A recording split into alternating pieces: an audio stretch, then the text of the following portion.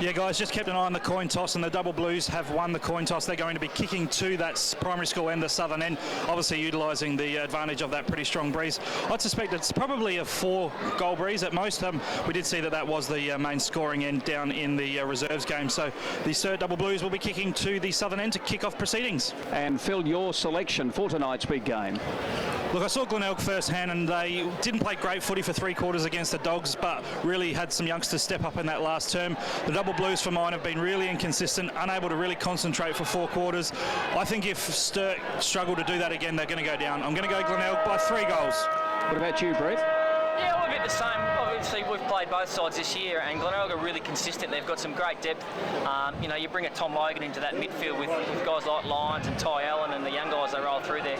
They're just too dangerous. I know Sturt have got a lot of AFL listed players back, but that can sometimes hurt you as well. So I think Glenelg for mine for 3 or 4 goals. I would think Glenelg too, but not by much. Just a couple of goals. And John?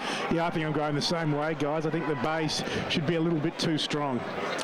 Well, the umpire has the ball. John Nankivell has just taken a big deep breath. It's all yours, John. Underway here at the very picturesque Liderol Stadium at the Bay. McGinty in the ruck for the home side. Graham flies high for the Blues, but it's McGinty who won it down. Thompson was good, getting a little handball out there in direction of Tambling. He was dispossessed in the tackle by Allen, who already is banging and bustling around. At the bottom of the pack on that occasion, it was Allen. He gets the free for a push in the back.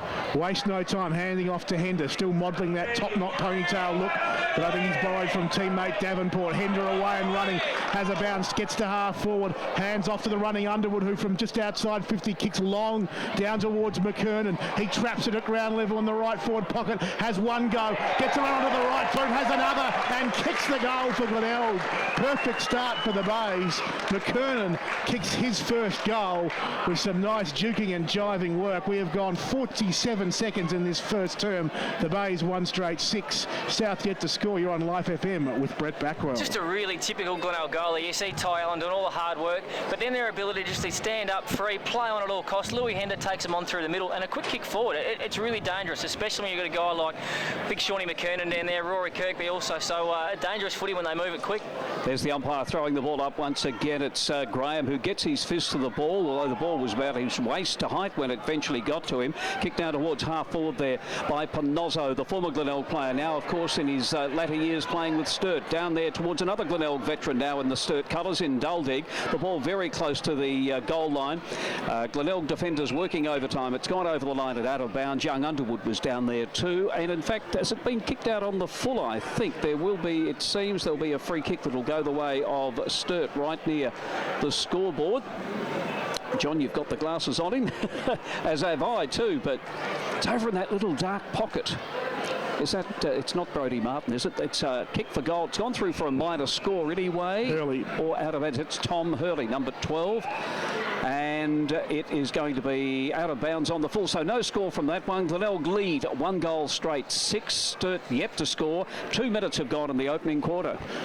Yeah, interesting start there. We saw the player in tap coming out of defence, kicked it out of bounds on the full. The free kick taken by Hurley. He kicks it out of bounds on the full. So McInerney will bring it back into play for the Bays. Hopefully he can keep it within the perimeters of the ground. He goes out towards right half back, and big mark taken there by Tapp. He hands off towards Allen, and now the Bays have some run. Hitchcock over the top to Davenport. He goes through the middle of Brighton Road and kicks a long, strong kick towards McKernan. Great use of the body by McKernan on code. Just got in front and took the mark. 35 out, straight in front, and McKernan looking very dangerous early. Brett Backwell. Yeah, again it comes back, you know, Davenport just taking him on through the middle. Could have got run down 2 or 3 times and had the poise to be able to steady, kick it long. And when you've got a bloke like Shawnee McKernan in there one-on-one with quick ball movement, it's very, very dangerous. It is indeed, and of course started the year with South Adelaide. McKernan has come to the Bays in the last couple of weeks as he lines up for his second shot on goal, and he makes it 2 goals from 2 kicks. McKernan, the Bays 2 straight 12. Sturt yet to score, and it is a 12-point margin 3 minutes into this first term. Well, it seems to me, Brett, that you could almost pencil his name in now for the Crows next week, the way he started. Well, with the big Rex going down today, it's very unfortunate for Taylor. But yeah, look, a guy like Shawnee McKernan, obviously he'd know that there's an injury in the AFL list, so he just really needs to step up tonight. If he continues this form, he could kick 10 or 12, so he'd be a certainty. He would be too. Michael Code, the Sturt captain's got the job on him initially. There's the ball up. I think it was Button who got the tap out there. Lyon in towards centre half forward, but Tambling's going to cut this one off. He and Lyons might be fighting for a position in that Adelaide Crows team. You never know. And and Tambling, look at him fight for the ball on the ground. That's good stuff.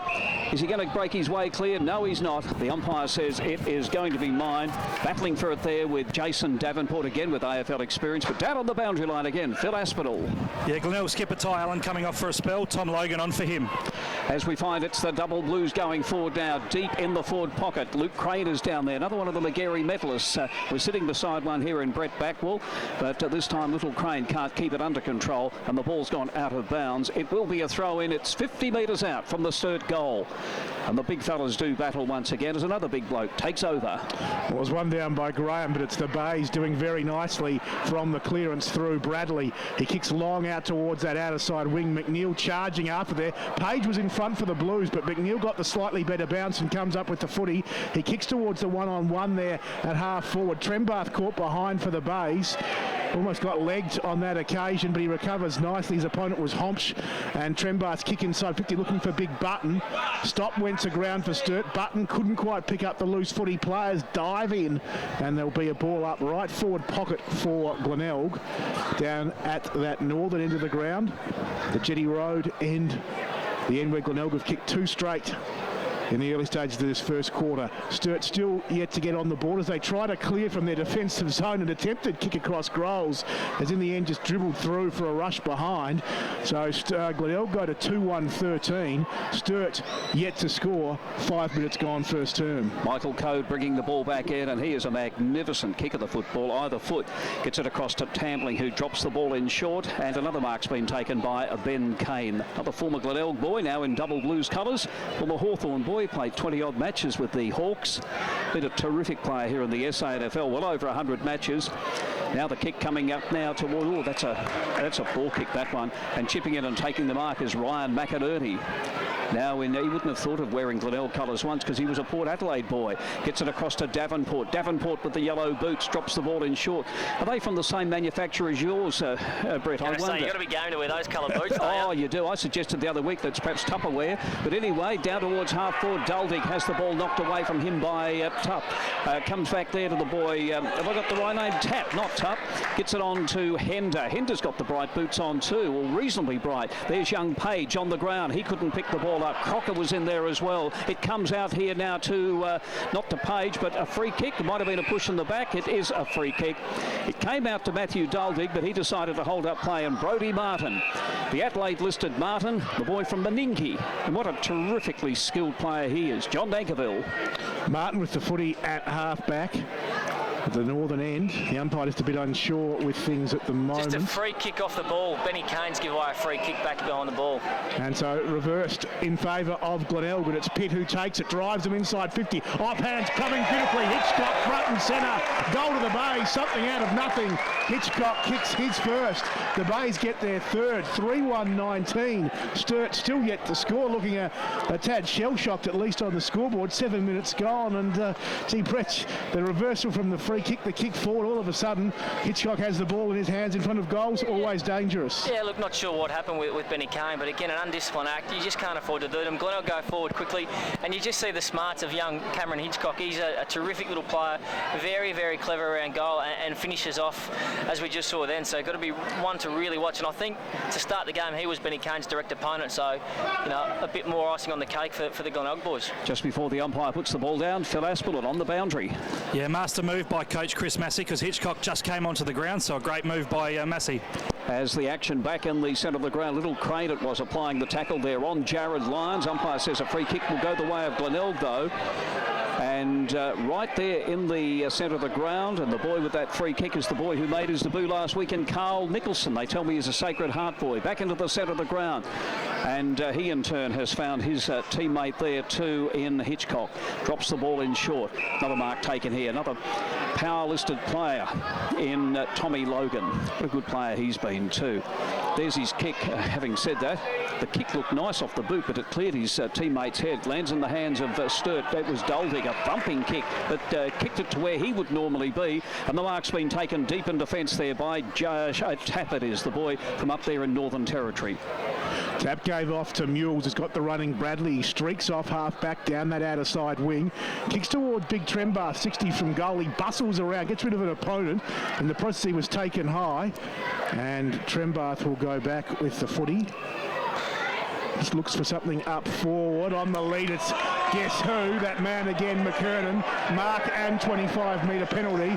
He took the mark quite cleanly. Code came through late and knocked him to ground. There's a push and shove going on now. McKernan wisely trying to keep out of it. He just wants to get to the goal line to have his shot on goal. But some players behind the scenes not too happy about things.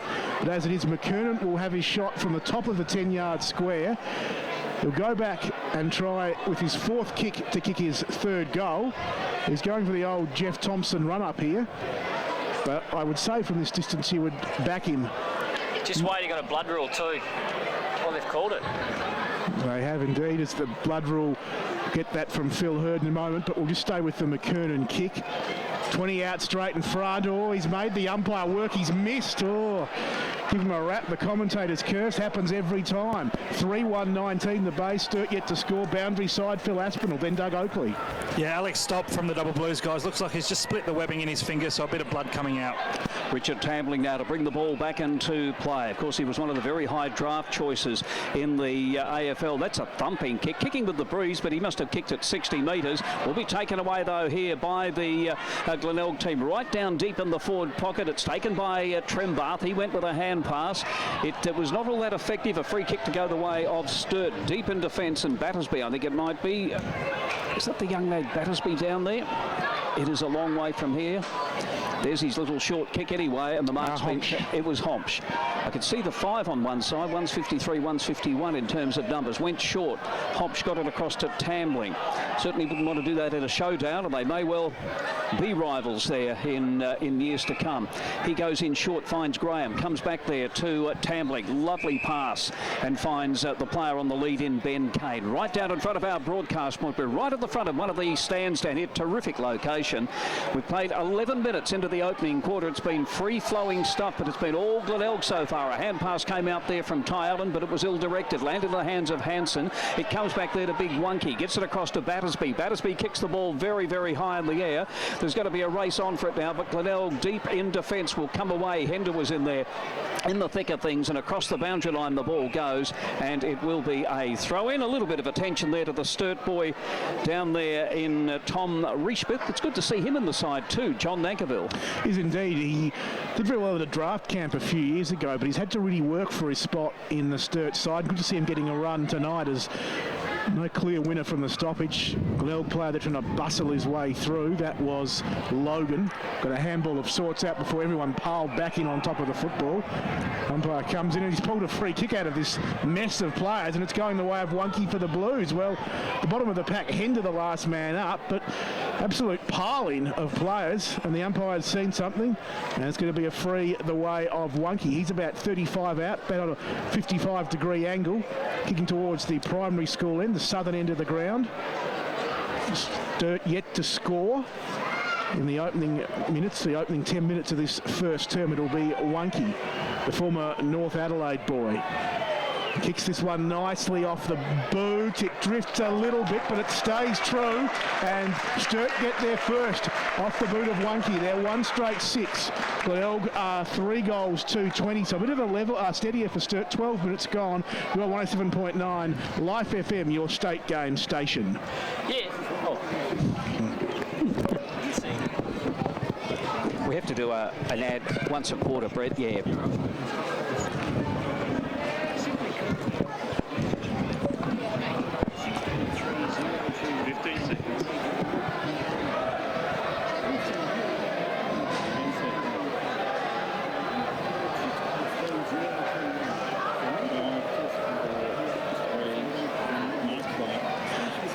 Welcome back to Glenelg Stadium down here at Glenelg, and it is the home side. Glenelg 3-2-20 leading Sturt 1 goal straight 6, and of course your broadcast on Life FM as it's Sturt going forward once again after kicking that goal through big James Wunke. Certainly doesn't have the kicking action of his brother. James is a little bit more orthodox, and I think that's probably the best way to put it. There's McKernan taking another mark across half back this time. He's kicked 2 goals, 1 so far, which is terrific news for Crow supporters.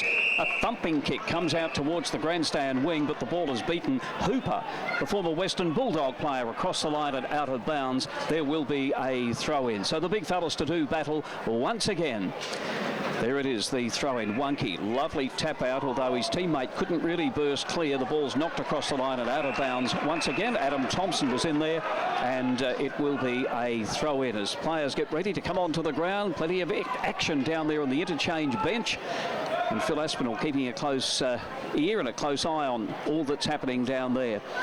There's the throw-in this time. No one able to break their way clear. As you might expect, Tom Logan on the bottom of the pack, but the ball is picked up by John Greenslade. Kicks the ball very, very high in the air. That may bring rain. It lands. It's taken, though, by Sturt. There's a hand pass that came out there in the direction of Tambling, but I think the Glenelg defenders will eventually break their way clear this time, and it's going to be McInerney who went with the hand pass, and eventually Glenelg will come out of defence. Mules goes short and finds his teammate there in the number 1 Guernsey, Cleary, with the footy deep in the defence of 50 arc. He chips up and finds Nicholson. Still at defence of 50. Will get a 25-metre penalty, Nicholson. So it will take him from defence of 50 up here towards half-back.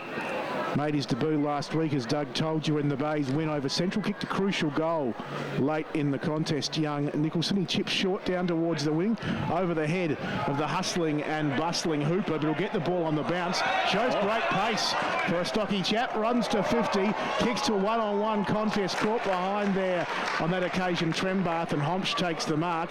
Handball's off to Evans, and the Blues can clear out towards half-back. Over the head there of the Bays, McInerney. Duldig knocking it on, did well. Going to gather it in there on that outer side wing is Riley for Sturt. He finally does. Handballs to Thompson. Hender has got his own fan club behind us in the stand, applies the tackle. Ball spills free, and the Tigers can come away as Davenport spots up Logan at 50. He takes the mark. We're on the black and gold paint. He goes back, not really wanting to have the shot, decides to go short to the leading option of Trembath, and he marks this one 40 out straight in front. Big strong body on Trembath, and continues to improve with each game. So Trembath, was it a couple of weeks ago? I think I read that he kicked 6-7 in the reserves, John. He's probably one of the best set shots in the competition. He probably put this out in the full now, I've said that, but ever since a young age, he played full forward in the juniors coming through here, and just a terrific set shot for goal. Very rarely misses until now. Trembath, 40 out straight in front. Well, he hasn't let you down, Mouse. He's kicked that beautifully.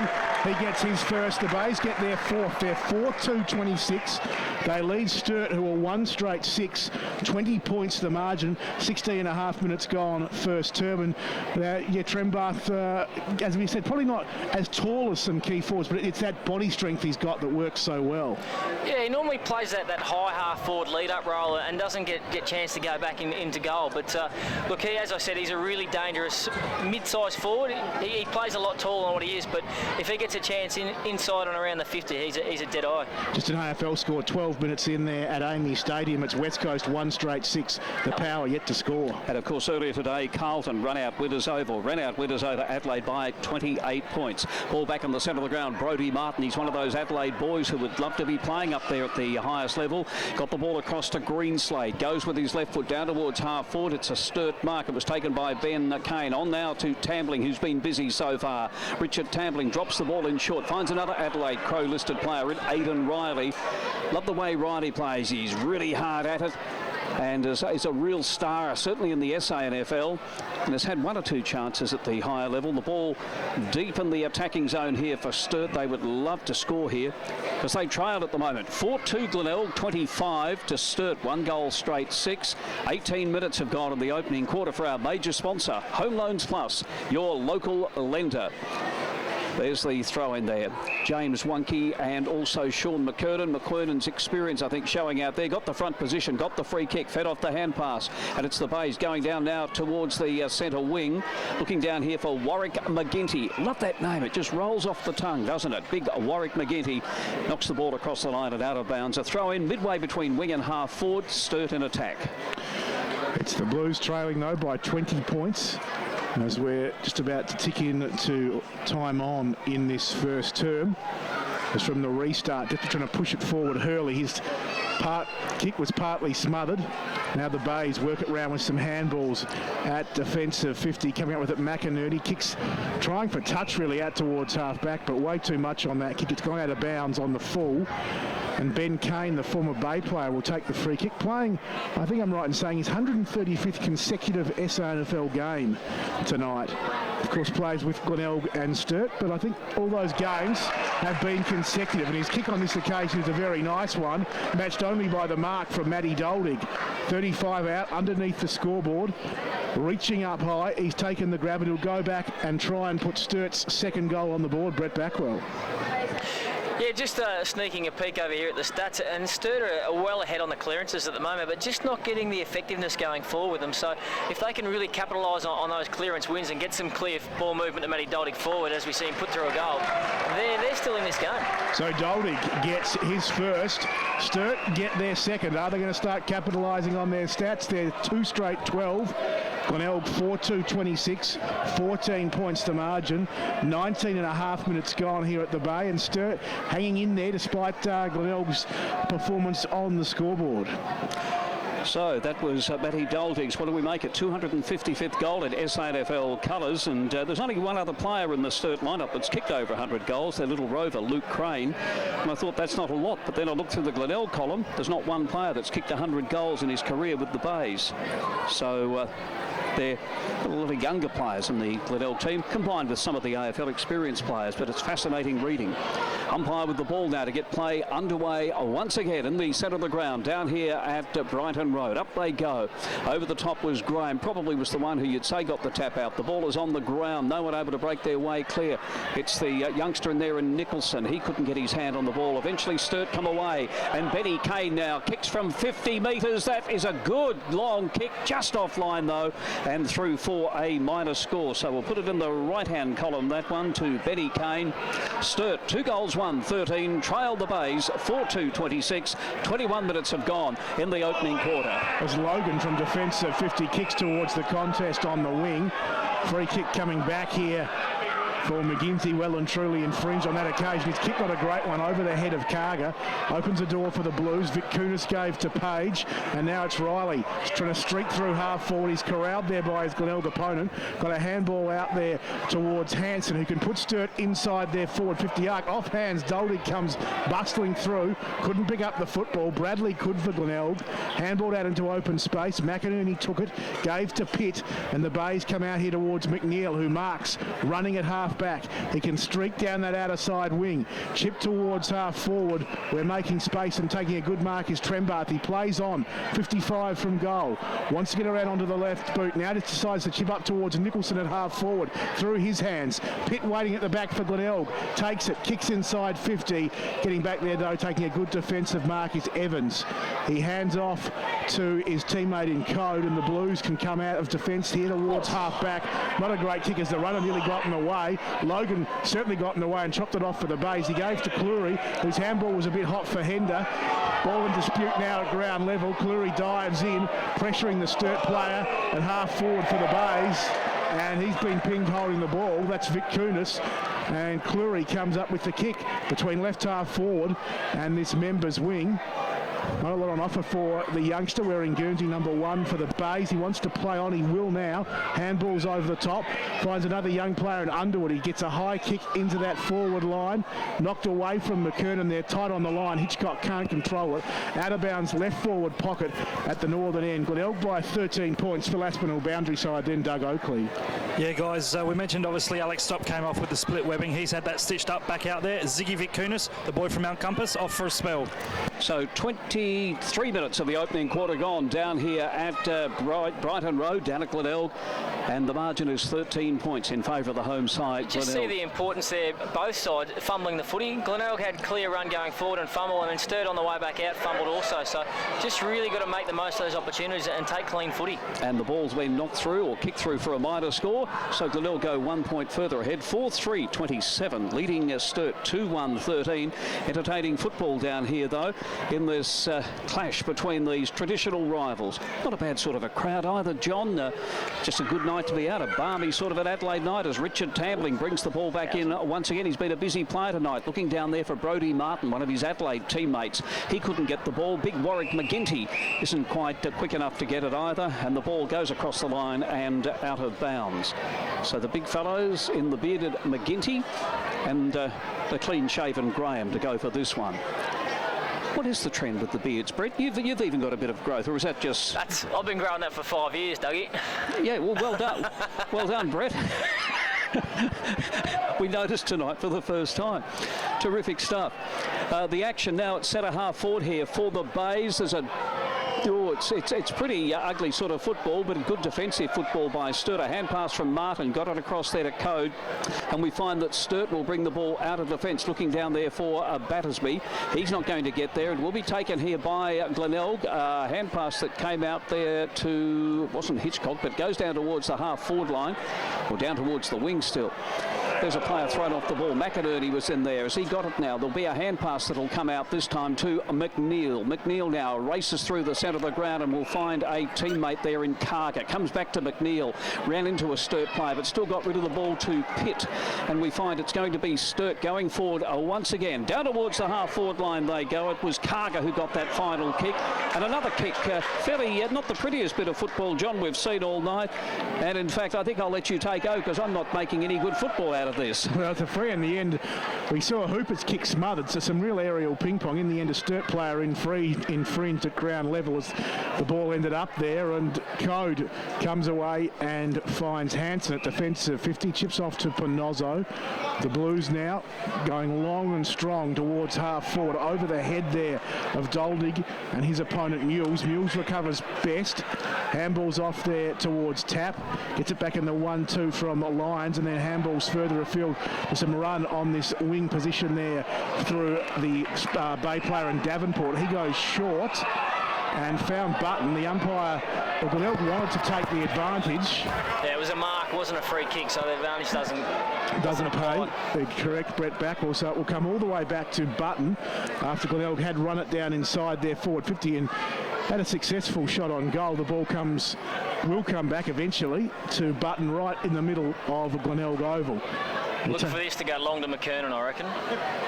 So Button loads up with the long kick on the lead. Coming out is Trembath. Code in front of him. Trembath just gave him a bit of a shove, and Code will take the free advantage. Paid his away and running, dumbing this way and that. Handballs off. The Blues coming off half back there through Hurley. High kick towards half forward. Bouncing football will go out of bounds underneath the time clock and the scoreboard, which shows Glenelg 4-3-27, Sturt 2-1-13, and in this first quarter we have played 26 minutes. So the boundary umpire now, there he is. He's over there in the dark. So throwing the ball in right near the time clock on the outer side of the ground. There's the throw. The big fellas go up once again. A little tap on here by the player there in Crane. Crane, who came down here from Queensland, originally from Tassie though, kicks the ball very, very high in the air in the direction of Doldig. Mules is in there though, fighting desperately for the ball as he's done for many, many years down here at Glenelg. And the umpire comes in and says it's going to be mine. Just a few metres out from the Sturt goal. Let's check the scoreboard again. It is Glenelg 4-3-27, Sturt 2-1-13. 27 minutes have gone here in the opening quarter for our major sponsor, Home Loans Plus, your local lender. 22 minutes gone at Amy Stadium. West Coast 3-3-21. Port yet to score. Priddis has been stretched off for the Eagles. The action deep in this attacking zone for Sturt again. The umpire will come in and he will have to ball it up. So it's only about 15 metres out from the Sturt goal. It's almost quarter time. The Double Blues would love to get a goal here. Well, stating the obvious, I guess, and kicking with the breeze too, although it doesn't seem to be affecting the way the boys are playing at the moment too much. Now it's going to be a hand pass that came out there, and I think that it will be a shot for goal here by Crane, but off target with that one through for a minor score. So again, a check of the scoreboard. It's Glenelg 4-3-27 and Sturt 2-2-14. The margin 13 points. John Nankerville. As Logan, who's coming up for about possession number 8, takes the mark at defensive 50. He chips short and finds McNeil. 60 from defensive goal for Glenelg. He wants to keep the short pass play going. Umpire whistles him off and he kicks long down towards the high leaping Button on the outer side wing. Went through his fingertips. Sturt came up with it through Cody. Sort of threw a handball out. Opened the door there for the Bays and they go forward. The quick little kick there from Hitchcock. Knocked down. Sturt's defence do it well. They clear it back towards half forward. Getting up in front there was Big McGinty for the Bays. He trapped the footy, was tackled, went to ground. Sturt come up with the football now through Crane. He handballs out wide looking for Hurley. He couldn't pick it up. Tight on the boundary. It's McInerney who has it, but the siren sounds to end the first quarter. A quarter that ran just under 29 minutes. And I can tell you at quarter time it is the Tigers 4-3-27 leading Sturt 2-2-14. The Power have got their first goal at Amy. They're 1 straight 6. West Coast 3-3-21. 24 gone in their first term. But here at the Bay, it's a 13-point lead to Glenelg at the first break. Doug Oakley has your goal scorers. The main goal kicker, the only multiple goal kicker on the ground, is Sean McKernan. Got a good start early, just faded out a little bit late, but he's a confidence player. He gets his hands on the footy early, he can be dangerous. Yeah, no, he's just been building every week since he's been with us, so we're really pleased for Sean, but again, that's only a quarter of footy. Yep. And just one last one, your physicality at the ball player was pretty impressive. Yeah, at times, but not as consistent as we need it to be. Thanks, Chris. Good on you, Phil. Thank you for that. Now, thanks also to Chris Massey. How Chris would be feeling about the AFL, being a former Carlton boy and, of course, a former Adelaide boy. Former team at Carlton. At Carlton, there we go. So, but he couldn't help. Well, he had to be a winner today, either way. So it's quarter time down here, and the crowd just now going back to their places. Both teams are ready now to start the second quarter. 13 points the margin. We've got Glenelg, the home side, in front. Just waiting for that siren. John Nankerville. It'll be McGinty for the Bays up against Graham, the main ruckman for the two sides. McGinty won it down only as far as Greenslade for Sturt. Got a little handball out. Under pressure it went straight to Bradley and he'll get the clearance for the Tigers and put them inside 50. Kick over the head of McKern on this occasion and Code drops in and takes the mark in that right back pocket underneath the scoreboard for the Blues. Comes out wide here and finds Page, right half back. Wants to go short, but not well enough. Now go towards Panozzo. 60 from defensive goal for the Blues. Luke Panozzo would be very familiar with the surrounds here at Brighton Road. He's going to kick long down the outer side wing. He's got Graham and McGinty, the two ruckman. Graham, good strong mark from behind. Just went up a little bit with the long arms and took a good grab. And he has the footy now, outer side wing, Angus Graham, taking his time, chips forward, looking on the lead there for Doldig. He's outpointed by Mules on that occasion, and the Bays can come away with it towards half-back where Hitchcock drops what he should have taken. Page comes in and applies some pressure. Hitchcock tackles him. Rishbith goes in to lend support for the Blues, and still Page battling, but there'll be a ball up. Attacking side of centre for the Sturt side. They trail by that quarter-time margin of 13 points. Umpire with the ball to get play away again. It's right near the centre of the ground, slightly to the attacking side for Sturt. The ball is knocked forward for Sturt. A hand pass that came out there. The boy racing through there was Greenslade. He in turn got it across to Vitkunis. Ziggy Vitkunis, the boy from Mount Compass, kicks the ball high in the air. It's deep in the attacking zone here for Sturt. There's going to be a free kick. A free kick that will go the way of the Double Blues, and it looks like big Matty Doldig will be the recipient. He'll kick from right in the pocket, but it will favour his right foot. You would have played a lot of footy with Matt Doldig. Brett, you've seen him a lot. How do you rate his chances with this one? Yeah, look, he's another really, really good set shot for goal. He takes his time, he goes through his routine every time, and just, you know, he would have kicked hundreds and hundreds of goals here at training, so no doubt Matty will put this through. Now in the double blue colours, no doubt he will. Beautiful shot, but they just allowed, I mean, you just talked us through it so well. That's his second goal for the night, brings Sturt just that little bit closer. 3 goals to 20, still trailing Glenelg, 4-3-27, 7 points the margin, 2.5 minutes gone in the the quarter. Entertaining stuff, though. Yeah, it is. Both sides are really trying to take the game on and move it quick. At times, Sturt are getting held up, and that slow movement allows Glenelg to get numbers back. But once they move it quick, they've got a really dangerous forward line. Matty Doldig's too big and strong at the moment for his opponents, and we saw just then Glenelg giving away a silly free kick just because of that fact that he is too big and too strong.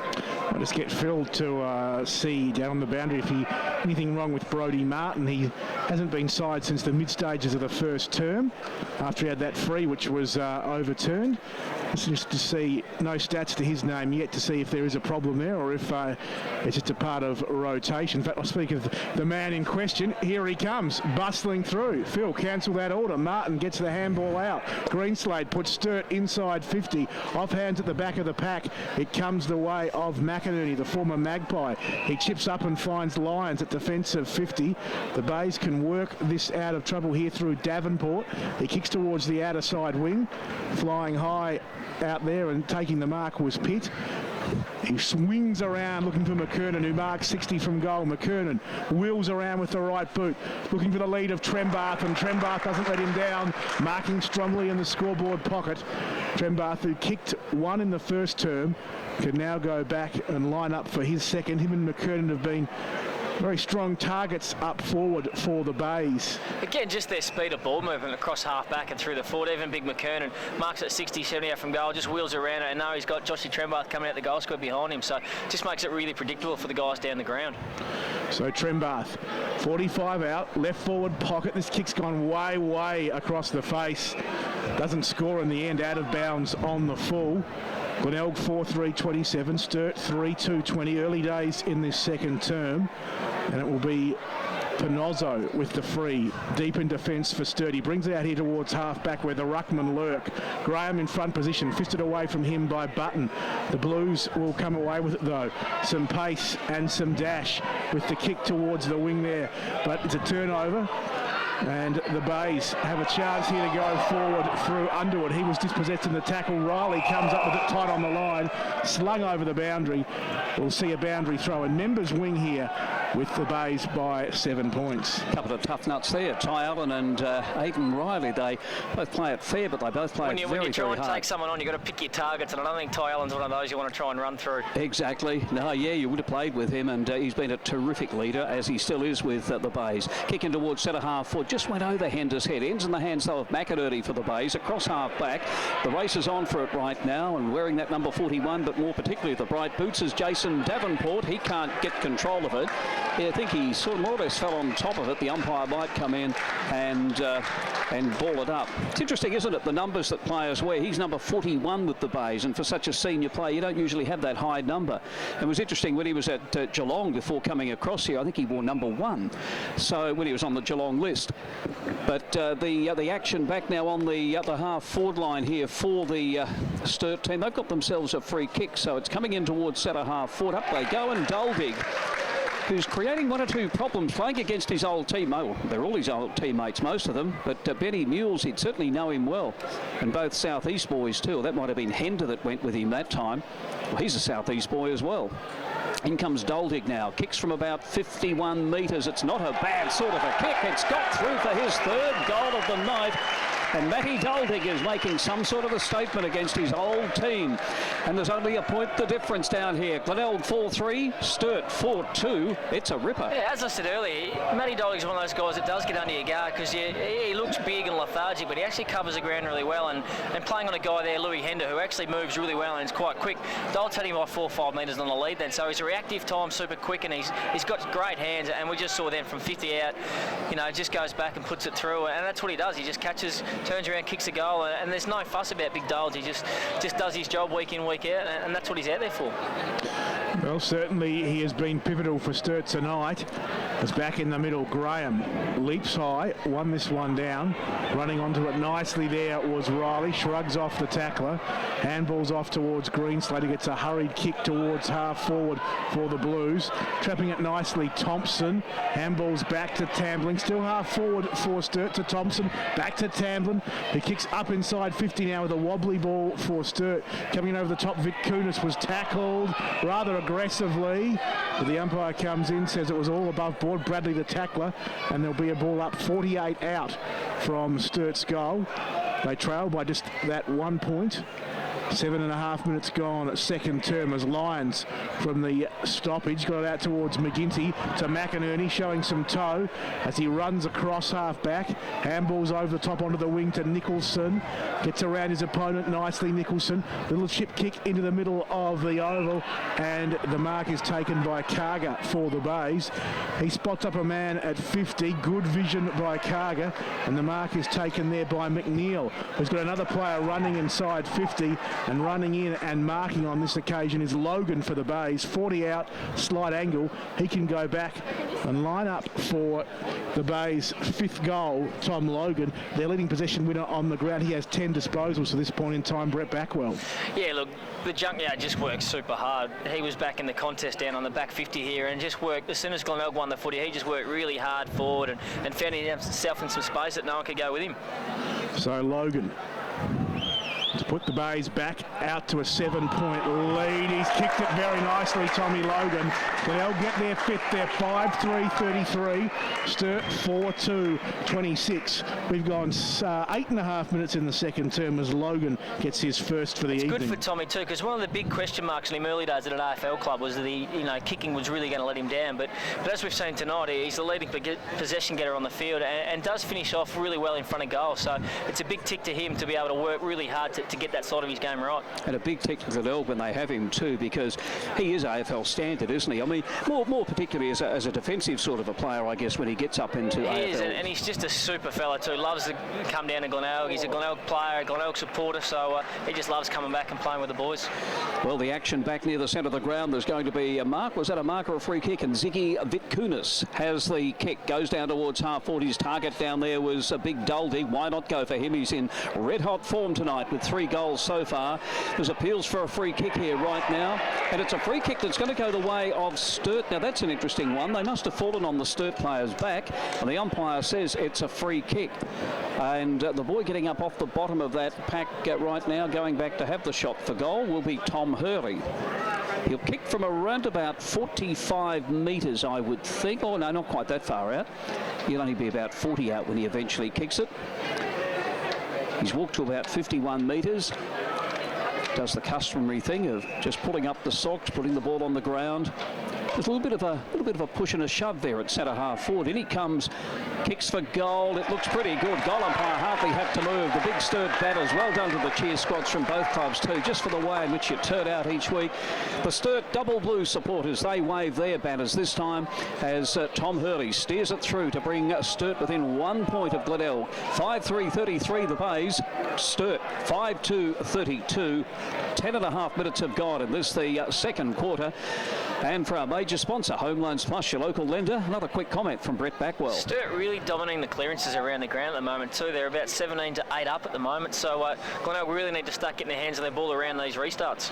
Early stages of the second term at Amy, West Coast 4-4-28, Port 1 straight 6 as Sturt go inside there, attacking 50 again, but the Blues will come away with it. Hender gets it back from Pitt in the 1-2, tackled, streaking through half back, and tackled well by Kane. Sturt will get the free kick. Rishbrith wants to take the advantage, but in fact it's going to come back and come the way of Hender. The free. Phil Aspinall on the boundary. Yeah, the umpire just reversed that decision, guys, because the Sturt player in Ben Kane just got into Louis Hender inappropriately. Louis Hender away and running. 2 bounces as he runs down that outer side wing. Kicks long inside 50. Backing back there was Evans, couldn't take it. Sturt have players at the back. It's Tambling, who handballs to Code. He's doing a rather unique little juggling act as he takes that one through for a rushed behind. Keeping it alive as long as he could to make sure, to show how much pressure he was under. Through for a rush behind the Bays. 5-4-34. Sturt 5-2-32. You weren't totally convinced, John. Well, it was an interesting idea. He disguised it very well, I wouldn't have thought. Agreed. Exactly. As the ball comes down now towards the outer wing on this occasion, it's on the ground. Play on calls the umpire. Let's see what can come out of this one. Sturt have control of the ball. Looking down here now for Thompson. He almost took the mark. mark, couldn't quite control it. A hand pass there from the young lad there in Underwood it is. Only one of the newcomers, or he is one of the newcomers in this Glenelg lineup. And Glenelg have got control once again, and the mark has been taken. It's on the half-forward line, and it will be a shot for goal once again, or is he too far out to score? Let's see. Just waiting now for this shot for goal. Just trying to pick up the player there, John. I think it's Hitchcock. I think it is Hitchcock too, judging by the way he kicked it. Not so much the inaccuracy, because he's usually pretty accurate. And this time the ball is out of bounds, or is it through for a minor score? It's out of bounds, so there will be a free kick. Just a very interesting one on that last play was Benny Mills standing in the goal square at the wrong end to where he normally would be. So Massey throwing the changes around and throwing Benny Mills forward. Code from defence out towards half-back. Ball knocked back inside the defence to 50 for the Blues. Tambling there. Gives the handball off to Thompson. The Blues have some run now as it comes back from Tambling. He got it from Hurley and goes over the top there. With some more run for Sturt from Battersby. He kicks inside 50. Bouncing ball. Can Vic Kunis trap at the top of the square? He can't. Davenport bumbles, and it's through for a rush behind. Good effort by Davenport in the end in the one-on-one contest. The Blues 5-3-33. Glenelg 5-4-34. It's back to that 1 point margin. 13 gone second term. As Davenport now doing the kicking in, goes out towards half-back, and it is a Glenelg mark, and it will be Underwood, or is it Lyons? Anyway, it is a free kick and a 25-metre penalty. And so gets it on to Hooper. Hooper now goes with a hand pass to Tommy Logan. It's a thumping kick going down towards the half-forward line, and the mark has been taken by Trembath in the pocket, right near the scoreboard, which shows 5-4 to 5-3. 1 point the margin in favour of Glenelg. 14 minutes have gone in the second quarter for our major sponsor, Home Loans Plus. Quickly boundary side with Phil Aspinall. Yeah, just to expand a little bit further on Brett Backwell's comment, yeah, Tigers coach Chris Massey did put Ben Mules into attack late last week against Centrals, and it worked effectively. There's the shot for goal, and I reckon he might have scored this one. Trembath has kicked another one, so it is Glenelg going that little further ahead, 6-4-40, and leading Sturt 5-3-33. The margin 7 points. We played 15 minutes of the second quarter. You're on 107.9 Life FM, your state game station. I forgot who had the kick for a moment.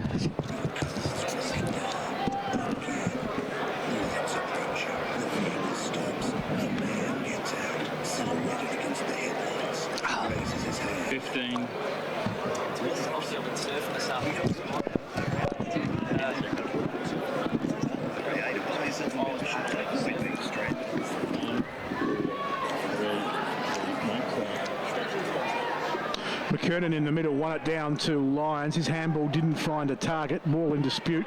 Greenslade at the bottom of the pack knocked it out. I think as far as Hitchcock, heavy in the clinches at the moment. There'll be a ball up attacking side of centre for the Bays. They lead by 7 points. Mid stages of this second term as Lyons from the clearance. Bouncing kick towards Allen. He couldn't trap it at the forward 50 arc. Tambling could. Gave towards Homps. His kick was smothered. Going in there to pick up the loose ball was the Glenelg player in McInerney. He kicks around the corner, coming out strongly on the lead. Big Button couldn't control it. Sturt come up with it now as Evans gives to Tambling, to Thompson, to Panozzo. The Blues come towards the middle of the ground. Brodie Martin, who's been quiet, spent some time on the bench, took it, tackled, got a handball in the direction of Riley. He couldn't pick up the ball at bootlace level. Underwood could for the Bays. He gives over the top to Logan. Now to the run of McNeil, who off a step from 50, kicks a long behind for Glenelg. And they go to 6-5-41. Sturt 5-3. That's 33. 8 points gone. Selfish then. He had guys down the field. He just had to lower his eyes and hit a target rather than bombing away from 55. What would you say if he had have kicked it, Brett? I just asked that, yeah. Well, that's the thing. If you're going to make a decision, it's like going for a hanger. If you don't mark it, everyone bags. If you catch it, it's mark of the year. So, you know, if you back yourself in, you've got to finish off. Yeah, no, fair comment. As was Brodie Martin flying high there. Not so much the hanger category, but it was still a good effort. And the ball ends up on the bottom of the pack, and the umpire's going to ball it up. It's on the half-forward line for Glenelg. They lead at the moment by 8 points in a pretty entertaining game down here. 17 minutes of the second quarter have gone. Broadcast on 107.9 Live FM for your major sponsor, Home Loans Plus, your local lender. Kick out of defence by Sturt, but chipping in and taking a fairly easy mark is Jared Lyon. How would you rate his game tonight? He doesn't seem to have as much of the ball. Maybe I've just missed him. Jared Lyons has had 8, 10, up to 10 now, so it just goes about his business really well. Hasn't had a lot of impact on the game, but he's one of those guys that just gets under the guard and eventually racks up his 25, 30 each week. It was Homsch who got the ball back out towards half-back over to Crane, who in fact got it on to another teammate. It might have been Greenslade there. Big Duldig is on the ground fighting for a terrific hand pass has come out. This has set things up for a Sturt goal. Ends in the hands of Greenslade, who got it across there to a teammate. It is a goal here to Sturt. Great effort, and the boy who's kicked that one is James Battersby, who kicks a goal. And his name's not in the budget, so we can't give you too much more about him. And if you go to the Sturt website, there's not a lot of information there, but I think there might be a photo. So there we go. He's kicked a goal. He's brought Sturt back within a couple of points of Glenelg. 6-5 plays 6-3, 18 gone in the second quarter. Just a big difference in Glenelg from the first quarter to the second. The first quarter from kick-ins and when the ball was inside their forward 50, they played a man-on-man style defence. Now going with the breeze, they've gone to a zone, a full press zone, and a couple of times we've seen Sturt get the ball at the back and that quick transition going forward. So Glenelg need to make some adjustments there, whether they sit one back off the back and don't put that full press on, because Sturt are hurting them on the way out. Phil Aspinall boundary side. Just a couple of light sprinkles falling down here at ground level, gentlemen. Bit of rain as Battersby gets the centre clearance. He found Rain at half forward. His kick has been well chopped off though by Nicholson for the Bays. He goes short to McKernan. Just on the defensive side of centre for the Bays. McKernan goes searching towards half forward, and the Bays have the ball here through the former Western Bulldog in Hooper. He's got a player running on the outer side. McInerney takes the mark, 60 from goal, stops, props, goes inside with a nice little boot, and Trembath, who's marking everything in that scoreboard pocket, marks it just in. Trembath's just come on the ground. I think that might be Button. Button it is.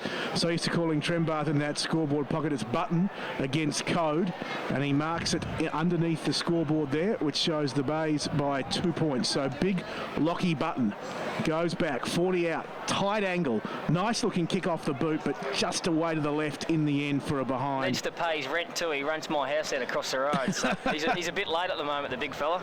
Glenelg 6-6, Sturt 6-3, 19 and a half gone, second term, point to Button. Brett, is there anything else you'd like to share with us tonight? I'm done now. You're done. As the ball now brought back into play and the mark has been taken deep in defence. This looks like, is that Homsch once again? Young lad who has returned here to Adelaide after a stint in the AFL. As he brings it out now, he's still on an AFL list, isn't he?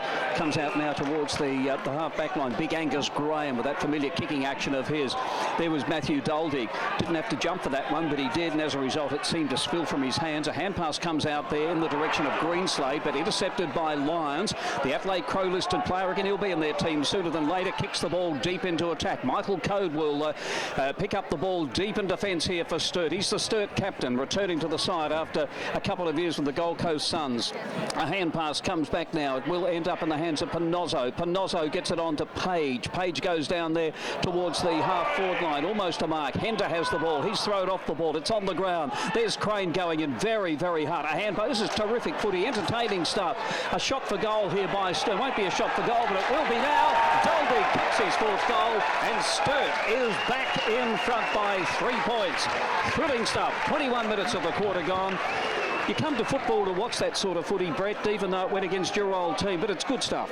Yeah, that's the Sturt of 5-6 years ago when they were really up and running. You know, they're slick ball men out of defence. They're really good lightning quick hands at half forward. And as I said before, Glenelg are putting that pressure on, and Sturt are getting their numbers out the back and running really hard forward. So when they get that quick ball movement, as we saw then, there was 2 Sturt players in the goal scorer on their own, and Dolig was able to capitalise on the end of it. But just the outstanding work down the far wing there, their quick slick handballs and their ability just to take the game on now and run, and they use the leg speed is terrific. Phil Aspinall on the boundary. Yeah, great work rate from Big Matty Doldy, because he was involved in that contest right here in front of me at the interchange gates. As soon as the ball spilled out, he sprinted to the goal square, and that reward was his 4th goal. He's having a day out, that's for sure, as Hansen gives to Panozzo, and Sturt can attack again off half-back Vic Kunis. Ball went through his hands, coming through Richbeath. Trapped it nicely, got a handball back in the Vic Kunis direction to Riley. Handball's out, hoping to find a target. He did in the end, running on Richbeath. Well tackled from behind, holding the ball. Great football there for the Bays, and they will come up with the free kick deep in their defensive zone. And the player on that occasion looked to be young Nicholson as he comes out towards defensive 50. Glenelg with it with Lyons. Coming up for about touch number 12. He kicks down that outer side wing. In front was Evans, fisted away from behind by Code and out of bounds. Boundary throw-in, outer side wing, time on second term. Sturt 7-3-45. Glenelg 6-6-42. Graham in the ruck for the Blues against McGinty for Glenelg. McGinty wins it down from behind. Bustle his way through the Sturt player. Crane went off the ground. The Bays come up with it though. Hurried kick towards half forward.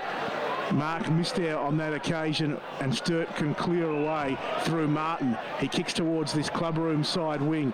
They go in towards their forward 50 arc, but getting up and taking the grab is Tap. Quickly off towards Hitchcock.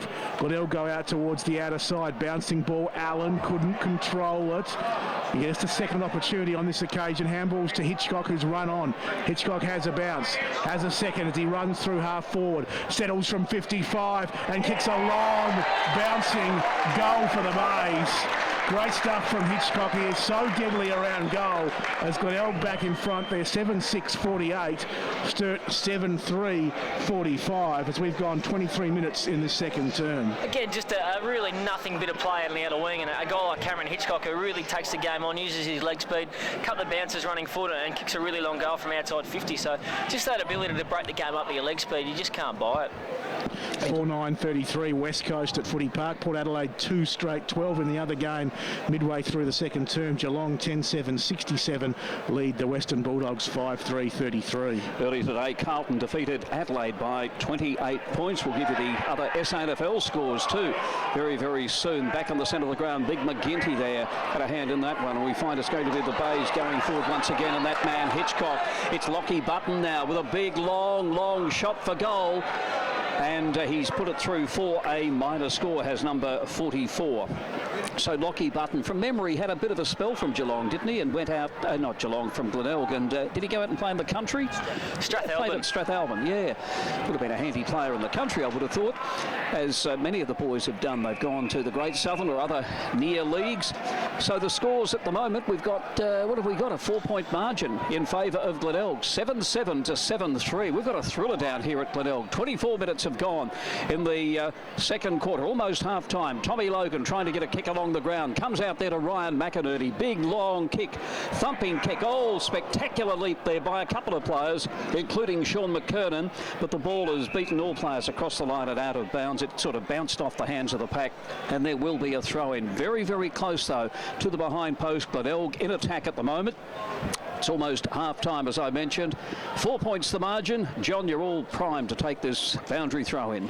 Deep inside the forward 50 arc for the Bays. Wonky won it down for the Blues. Ball in dispute. Little handball came out there in the direction of the Sturt player in stop, who sort of shovels it out. And the umpire has picked out a free kick. It's going the way of the Bays. So it's going to Holmes out there in that dark pocket. So I think he wasn't happy with the way the player disposed of the footy at ground level. And so Logan it is with the footy. From just inside 50, his kick goes left, stays well left, out of bounds on the full. Tommy Holmes is sailing his yacht around the Bahamas at the moment, isn't he? He is indeed, as no score on that occasion. Glenelg 7-7-49, Sturt 7-3-45, and we have gone 26 minutes in the second term. So that was the other Tommy. Tommy Logan, of course, the left-footed. Logan, the bearded Logan, as opposed to the leaded Bogan, if there is such a thing. He's a bit of both, I reckon. Is he really? I don't think there's even a word, is there? Leaded. Anyway, I hope there's not. As we find it's going to be Sturt bringing the ball out of defence. Well out of the 50 the 50 zone there. And again, a kick by Sturt, a hurried kick down towards the centre wing. No one able to really get a clear breakaway here. Looks like the umpires might have a bit more work, and there will be another ball up. So midway between wing and half forward, Glenelg in attack. They lead at the moment by 4 points. 49 plays 45. 27 minutes of the second quarter gone for our major sponsor, Home Loans Plus, your local lender. And again, there's not much activity there.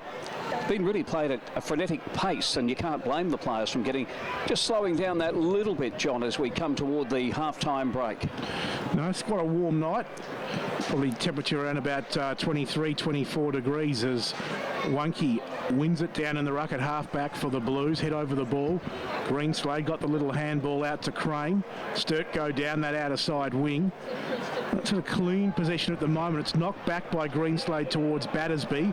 He gets a shove in the back. We go boundary side with Phil Aspinall. No, must be hearing things. Battersby with the footy. Outer side wing for the Blues. In the shade of half-time, he kicks towards half forward, backing back. The Glenelg defenders flying high on that occasion was Martin for Sturt. Couldn't bring the footy down. Hender had it, lost it. Now the handball comes out into open space, crashing down and diving into the contest, the Bay player. And there's the controversial rule, giving away the free kick, diving into the contest. The Blues come up with it through Kane. Pushed as he took the mark. He'll get a 25-metre penalty, and this will take him from just behind centre for Sturt to up towards half forward. So Kane goes with a medium sort of kick, looking to honour the lead, and he honoured it very nicely there of the leaping player in Rishbith, who's taken this 45 out pretty much straight in front. Can have a go back and have a shot for the Double Blues. As Rishbith, important kick with young Cleary on the mark. Be a great goal if he can get it late in the stanza for Sturt. His kick is a nice one right to the goal line. It's going to be pushed over for a rush behind. Sturt 7-4-46. Glenelg 7-7-49 as the halftime siren goes. The game just starting to lose a little bit of its spark, as I think the players started to tire a bit late there in that second quarter. But as it is, Glenelg cling on to that 3-point halftime lead after they led by 7 points. After I say they led at quarter time 4-3, 27-2, 14 by 13 points. So they've led at both the changes, the Bays, but only narrowly, as Doug Oakley has your goal scorers. Yes, the goal kickers for Glenelg, and I reckon I'm one short here, John. I've got 2 to Hitchcock and 2 to McKernan. I've got singles to Trembath and Logan, and there must be another one in there. Trembath has 2. Trembath has 2, of course he does, yes. So Trembath with 2. Mouse, you're all good. Beautiful. You're beauty. Beautiful. Yeah. Maybe the listeners were hoping I wouldn't come back on air. No, I tell you what, no one gives comments like you, Brett. No one gives comments like anyone, for that matter. We're all unique. But 7-7 to Glenelg, 7-4 to Sturt, 3 points the margin in what's been an entertaining game. Matty Doldig with 4 goals for the Double Blues against his old team, Glenelg. And the other multiple goal kickers, they're all with Glenelg. We've got Sean McKernan, Josh Trembath, and also Cameron Hitchcock with 2 apiece. Glenelg starting one loose behind the ball too with Louis Hender, so just interesting to see how that sort of matchup unfolds throughout the game. So there's going to be there's an interesting matchup. Brodie Martin there with Jason Davenport. A little bit of AFL experience in both of them, but it'll be one of the many highlights in the second half. Underway in the third term as Graham against McGinty in the ruck. McGinty wins this one down, but it's the Blues who will get the centre clearance through Thompson, who received the handball from Riley. Thompson kicks it long inside 50, fisted down by Doldig, hoping to find some runners. In the end, it was all the Bays who can come out here towards the centre wing position where the mark is taken by Lyons. And Lyons is away and running, little handball over the top. We'll get it back in the 1-2 there from Davenport. They involve McInerney in the play. He goes back looking for Davenport. He's tackled, dispossessed. Davenport goes in again. Martin tackles him, and the umpire not happy with Davenport's treatment. And it will come down here to right in front of us on this members wing. He chips short towards Hender. Hender away and running. Can chip up towards 50 where Logan was lurking. Knocked away from him. Coming through strongly. Martin for the Blues. Got a push in the back. and he'll take the footy. A free kick for the Blues, right half back. Sturt trailing Glenelg by 3 points, a minute gone, third term. Brodie Martin, usually a very, very good kick of the football. He actually kicks to a contest on this occasion on the outer side of the ground, and it will be taken away by the opposite number in Glenelg, down towards half forward, but a saving mark has been taken down there by Homsch. He will then go onto his left foot, gets it across here to Richard Tambling. Richard Tambling drops the ball in short. Should have been taken there by Thompson. It was an easy chest mark. Perhaps the ball's a little bit slippery at the moment. Perhaps there is a little bit of dew. I don't know. Ends up in the hands there of Panozzo. Got it there to a teammate. Out come the double Blues. Back in towards the centre of the ground. Going in very, very hard. Trying to pick the ball up there. The Sturt boy in that young lad there was Stop. Down towards half forward go the double Blues, and the ball's gone out of bounds. There will be a throw in. It beats Mules and also Richbeth across the line. Let's go down to the boundary line and Phil. Yeah, guys, Mouse mentioned that Louis Hender's playing loose in defence for the Tigers. Conversely, for the double Blues, Richard Tambling, the loose man, and also Fraser Evans started his league career as a forward. He's mainly played as a defender this year. He's moved into attack for Sturt. Ball out of bounds, right half forward for the Blues. Still that 3 point half-time margin. 2 minutes gone, third term. So we see the ball back into play. One down nicely there. Good work by Graham. Coming through, tackled, and tackled well by Greenslade was Logan. Play on the call. Ball still in dispute. McInerney at the bottom of the pack now for the Bays. Allen in there as well. Hurley for the Blues, the last player up. 55 out from Sturt's goal as they push it forward through Graham and the ruck hit out. Still the footy going nowhere. The pressure hard, tight and tough. Knocked inside 50 by Richbeth for Sturt. Going to make something happen, but it's the Bays who come up with it. McInerney was good. Got it back to Hender. His kick was smothered by Martin. Out of bounds, right forward pocket in the Sturt forward line at the primary school end. 3 minutes gone, third term. Boundary umpire now to throw the ball in right in front of the big crowd down there in the, I guess we'd call it sort of the outer in one sense. It's down in the pocket though. Going to be taken away by Bradley. Got it across to McGinty. He couldn't burst his way clear. Still McGinty in there trying to burst his way clear. So was Riley. And a free kick will go the way of Sturt. Right in front of goal almost anyway. It's a fair way out. It'll be Riley. I'm going to say McIntyre for a moment, but of course he's not playing tonight. Tim McIntyre, little goal sneak, medium-sized goal sneak and Crow-listed player. Good player too he is for Sturt when he's able to come back and play, but Riley, who's also been a terrific player for Sturt, coming from Wollongong, where I think his dad might be a radio announcer on the ABC, and he comes. Lines up for goal. He kicks from about 50 metres. It's a wobbly old kick and it's gone through for a minor score. Somebody ran into the goalpost, it seems, as it's wobbling down there. It brings Sturt that little bit closer. They trail by 2 points. 7-5 now. Was that 7? Yes, it is 7-5. 47. He's been real good tonight too, Riley. He's had 6 clearances and 14 disposals, so one that's really getting his hands on the footy. Works hard, doesn't he? Hender plays onto himself from full-back. His kick in. Pitt was flat-footed, but he just could spoil Martin. Ball in dispute now at ground level. Glenelg work it out nicely with handball as Pitt got it away and now kicking towards the wing position. Fisted down, getting up and working hard there was Big Button. Pitt runs on, grabs the footy, kicks towards the forward 50 arc. Trembath lurking, spoiled by Homsch. At the back there it's Page for Sturt. This way, that way, out onto the outer side wing. The mark taken by Graham. He gives to Kane and the Blues get something going. Kane's kick inside 50. 2-on-1 contest though. Evans beaten on that occasion and the Bays have the ball through Mules deep in defence. Mules chips up looking for McNeil at half back. Kane runs into his back and McNeil will take a free kick out there at half back for the Bays as we go boundary side with Phil Aspinall. Yeah, guys, just noticed Jason Davenport from Glenelg came off with a pretty noticeable limp. Reckon he might have just jarred the ankle, had it restrapped, and he'll be right to come back on. Another one of the bearded players out there with the ball now in big Warwick McGinty. He will, oh, there was his kick, and it has been intercepted here by the Sturt players. Taken by Thompson. Thompson now feeds off the hand pass, and we find it's going to be Vitkunis there with another hand pass and a chance now for Sturt from deep in the pocket.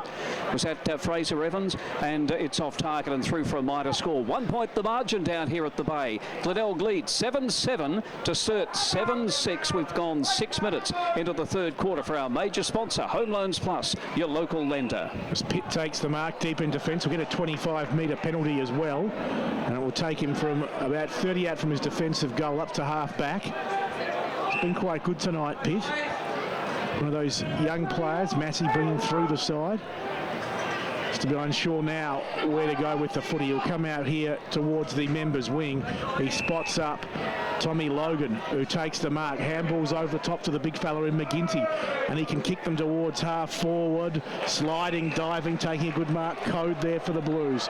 Right half back. He wants to switch play towards the outer side. He's got a couple of runners out there, Homsk and also Tambling. Tambling will get there first. Busy in the first half. Tambling, he kicks towards the run there of Hanson on the outer side wing. The ball sits for him. He takes it on the bounce. Charges to about 60 from goal. Kicks towards the top of the goal square. Doldig lurking, but at the side, Rishbith waited. Everyone went to Doldig. Rishbith at the side takes the mark, and he can go back on a pretty severe angle and have a shot on goal. Brett Backwell. Great work there by Matty Doldig, just to get his body in between Rishbith and the Glenelg defenders and really hold him out, so to let Rishbith take an uncontested mark. So just really good body work off the ball from Matty Doldig there. Rishbith will kick from about 15 out. He'll go the check side, and he'll go the check side very successfully. Tom Rishbith, he gets his first. Sturt get their 8th. They're 8-6-54. They take the lead. Glenelg, 7 goals, 7. That's 49. 7 minutes gone, third term, and the seesawing contest continues, Brett. Yeah, it does, and again, the key to the game for both clubs is it's just that quick ball movement going forward, getting it long. There's some really strong targets at both ends. We saw Rishbith there, they got Doldig down there. At the other end, we got McKernan and McGinty and Button floating down there as well as Trenbath. So just got to get the ball moving, take the game on and kick it in long, and hopefully the big boys can take a catch. Got to admire the dedication of Rishbith, because this is only his 17th game at Sturt, and he's been there for a number of years, but he's had injuries too, I know. But he was on the power list as a rookie, and it's taken a long time. So let's hope he has a good run. And obviously very talented too, so full credit to him to stick it out and get himself in shape now to play some really handy footy. So it's Sturt back in front now. The margin 5 points. A real thriller down here at Glenelg. Being played under the lights, the full moon over there in the eastern sky, and it will be taken away here by Hooper, the former, no it's not, it's Ty Allen. Similar sorts of bill. Hooper's probably a little bit more stockier as the kick goes deep into the attacking zone here for Glenelg. Whistle has gone from the umpire. What's going to happen? There's a few people appealing, and it looks like it's going to be a free kick that'll go the way of Glenelg, the way the umpire is pointing. So the Bays with a shot on goal, only about 30 metres out. I think Ty Allen bullied the umpire into that one, didn't he? Got right in his face. And I see he's had a shave too. He needed it. As we find that the ball will be taken by, is it Ty Allen who's got the free kick? Hitchcock. It's Hitchcock who's got it, who doesn't miss too many, does he? Perhaps more on the run than with a set shot, but let's see what he can do with this one. Hitchcock coming in, lining up for his third. That one looks pretty good from here. It is goal number 3 there to Hitchcock. And it takes Glenelg to the lead now. Let's check the scoreboard again. It's the Bays, 8-7. 55, leading Sturt, 8-6-54, just 1 point the margin. 9 minutes gone in this, the third quarter. We spoke before about the AFL guys coming back and playing, and that'd be a big tick for the Port Adelaide player in Cameron Hitchcock there. The one side of his game that lacks is probably that defensive action, and to win a free kick forward for holding the ball, it just shows that he's up and about and he's putting pressure on the opposition, and that's what he needs to do to play AFL footy. The rest of it comes. We know he can finish, we know he can kick goals, but he just needs to get those defensive actions in place. Boundary side, Phil Aspinall. Well, you mentioned Hitchcock, the goal kicker, in true AFL fashion. He kicks the goal and he's come straight off to the bench for a rotation. As in the middle, a free kick going the way of the Blues. Hurley, he drives them deep inside 50. Off hands at the back of the pack. Glenelg well and truly have the numbers here. And they can clear from their defensive zone out here towards Hooper, who takes the mark at defensive 50. Just chips up now towards half back. They're making space is Ty Allen. He wants to get on with proceedings, but he's probably not too concerned with the Bays holding this narrow lead that he might just milk a few seconds, though plenty of time obviously left in this contest as Allen kicks long towards half forward. Two Sturt boys fly and spoil each other, but at the back it's Code who comes up with the footy. Kicks towards half back, knocked away from Kane there. Ball comes down to ground level. Davenport takes it. Handball's back there towards Allen. Little high kick from Allen, searching for his Glenelg teammate there who took the mark in the end, despite being rather roughly knocked to the ground, and that was Mules. And he might get a 25-metre penalty here if Sturt aren't careful. Should have done. They didn't give the ball back to him cleanly. They sort of knocked it out of his arms as he went to take it. As it is, Mules has it. Half forward, chips short, looking for the lead and honouring the lead. And that player is Pitt, just inside the forward 50 arc. So big kick coming up for Pitt. Not a noted goal kicker. He's not looking overly confident either on this occasion. He's going to go back. He'll kick from just right on 50. Nice looking kick off the boot. It just drifts away to the left and through for a behind. So Glenelg out to a 2-point lead there. 8-8-56. Sturt 8-6-54. Just a really interesting stat that Seamus Maloney might be real happy with is this tackle count at the moment. Glenelg 23, Sturt 12. So one area they really need to get back on top of. We find the ball comes right out now towards the wing. The mark's been taken by Bradley. Plays on immediately, finds McInerney. That familiar left foot kicking action of his, he's certainly shown that he hasn't lost anything after spending some time in the country and then coming back to the SANFL. Kicks down towards half forward and taking the mark about 50 metres out. Probably took it at 45, but will kick from 50. Sean McKernan lining up for his third goal. He's kicked 2-1 so far. Started off by kicking 2 goals in that opening quarter and missed an easy one too. As we've mentioned, does have a very susceptible set shot at kicking. He drops it real high. It's not the most reliable kick going around, but interesting to see how he puts this one through. There's his kick for goal. That's incredibly reliable from Never here. in doubt. Never in. Oh, has it got the distance? No, it's a good mark right on the last line of defence here to the double blues. And the boy who took that mark is... Wonky. Big James Wonky. Umpire's just coming in having a word with the goal umpire just to find out what's happened. It's a point. I'm not sure what happened there. It's a minor score anyway. As they say, could be a handy behind. Glenelg have got played on from behind the goalpost. Ah, that's a behind then. Yeah, so 8-9. 57 Glenelg. Leading Sturt. 8-6-54. 3 points the margin down here at Glenelg. And Sturt had some promising run going, but the turnover will not help him. An errant handball allows the Bays to go back inside 50. McKernan 2-on-1. Knocked down to the front of the pack where Tambling takes the footy. Handballs towards Panozzo. Hanging on, going off the ball. And it will come back to Tambling, who takes it in the left back pocket, down there in front of the cricket nets. He chips up looking there, and it's knocked away from his intended target. The big man in stop. The Glenelg player has come in and swooped on the footy and kicked the goal, and that was Hooper. And a bad mistake for the Glenelg, or a bad mistake by Sturt. Glenelg capitalise on that as Hooper kicks his first, and the Bays, well, they go further in front. 9-9-63 to Sturt 8-6-54. Brett Backwell. Just a sloppy turnover. They had, I think it was Brodie Martin out here at the top of 50 all on his own, but elected to go short to a 50-50, and orderly decision, but a fair celebration by Hooper after he kicked the goal. He enjoyed it. He was pretty happy with himself, I think. I think he made his debut, Hooper, with Western Bulldogs in a final. I was reading that last night. He only played about 7 games there, but can obviously play the game. As the ball back in the centre of the ground. There's somebody showing a little bit of toe in there. It was McInerney who eventually got the hand pass out, but intercepted there by Tambling. Gets it out to Luke Crane. Went with another hand pass there to Thompson. Across to Graham. Another hand pass came out to Greenslade. A long kick down into the attacking zone, but it's out on the full. The Breeze seem to carry that one across, and there will be a free kick to the Glenelg defenders.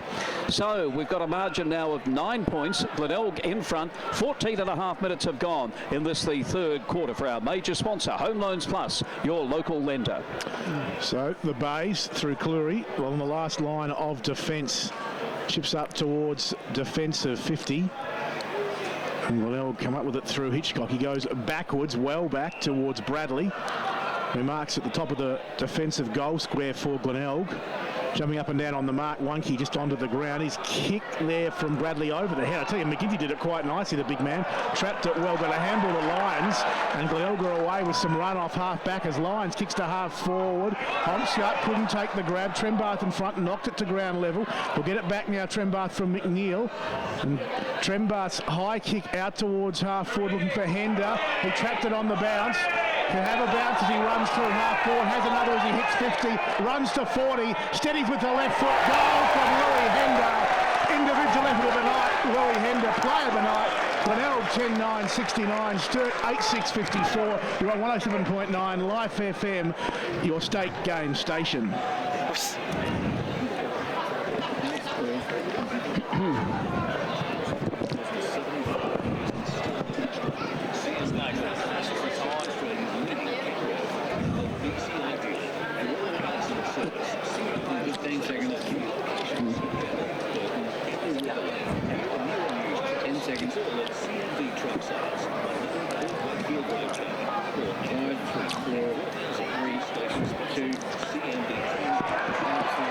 And welcome back to Gliderroll Stadium down here at Glenelg. The big game on Life FM. Glenelg now have a very, very handy 15-point lead as Sean McKernan kicks the ball over his shoulder.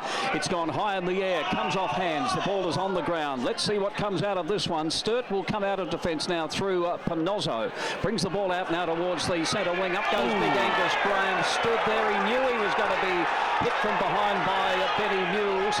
And he was. I mean, it was all quite fair, but I tell you what, it's probably knocked the wind out of him. The ball gone deep into the attacking zone here for Glenelg. They've got a bit of spring in the step, but Michael Code, the Sturt captain, is down there, cool under pressure. Got the hand pass away to Page. He brings the ball down towards the centre wing, but it's Glenelg once again. And the mark has been taken here by the Glenelg boy. Kicking the ball back in towards the centre of the ground, and there's another mark taken by Nicholson. Young Nicholson made his debut last week. He seems fairly cool and calm in the crisis. Right in the true centre wicket area, or it's true centre of the ground, the centre wicket area. Down towards half forward, I think it might be. No, it's not a mark. It's about 40 metres out from the Glenelg goal. They lead at the moment by some 15 points, taking control in this quarter. And this is, I guess, what all the Sturt supporters are fearing, Brett. We talked about it at half-time. Is there a little bit of a fade out on the way? We'll wait and see. As the action again is coming to a standstill. Free kick. It looks like it'll go the way of Glenelg. And 25. Well, now, there didn't seem to be any pushing and shoving after that decision was made. It was probably a quick comment to the umpire, Brett, would you suggest? I'm not sure. The umpires have been pretty red hot. I'm not sure that the stats on the 50-metre penalties tonight, but I'd say there's been 7 or 8, which is unusual for a game, but maybe Sturt just getting a little bit undisciplined. Glenelg starting to get control of the ball, and sometimes that happens, so just need to really control that aspect of the game. And there you can hear the applause in the background as the Glenelg captain, Ty Allen, puts it through from point-blank range, and the margin now out to 21 points. 11 goals, 9 Glenelg. 11-9, which is 75, and leading Sturt 8-6. What sets that up and gives 54. Your team a real good lift is just Benny Mules, just in front of us here. His ability to come off his man and impact the contest on Big Graham and force a spoil. And, you know, whether it was a free kick or not, or just his ability to come off his bloke and help the team out at crucial times was really important. Then Sturt were away, but Benny Mules able to come off and impact it and creates a goal for them down the field. 22 points, the Bays lead by, highest lead of the game. As Graham is okay, he's in the contest against McGinty in the middle. No clear winner. Battersby comes through, couldn't take it.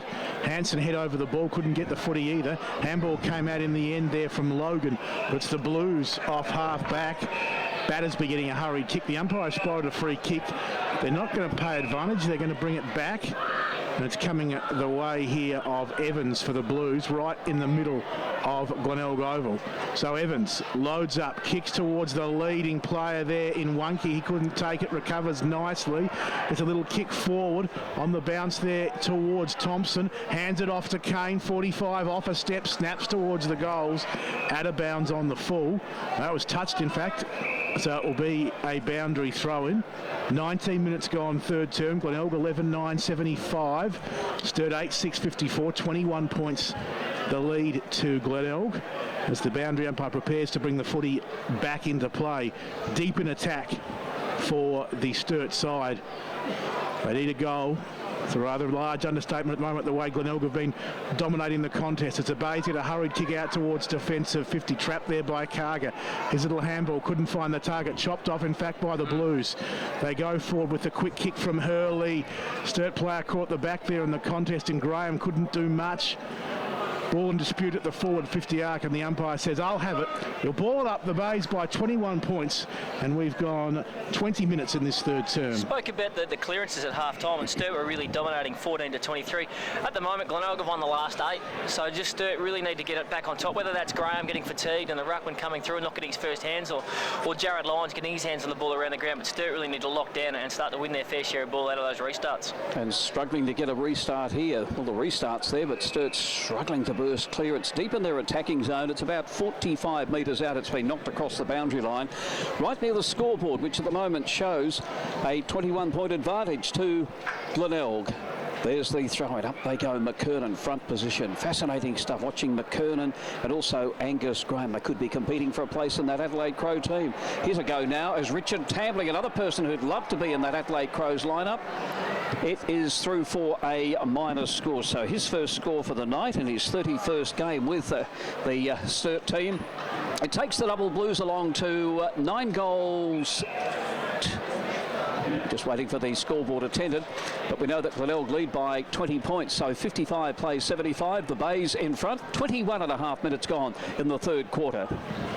Bays have the ball deep in their defensive zone underneath the time clock, which, as Doug told you, shows 21 minutes gone, third term, as Lyons roosts the ball towards the outer side wing. McGinty in the contest, coming through very strongly and taking a nice mark there was the Sturt player in stop. His kick's a nice one back inside 50, and the mark is taken there for the Blues, about 45 out.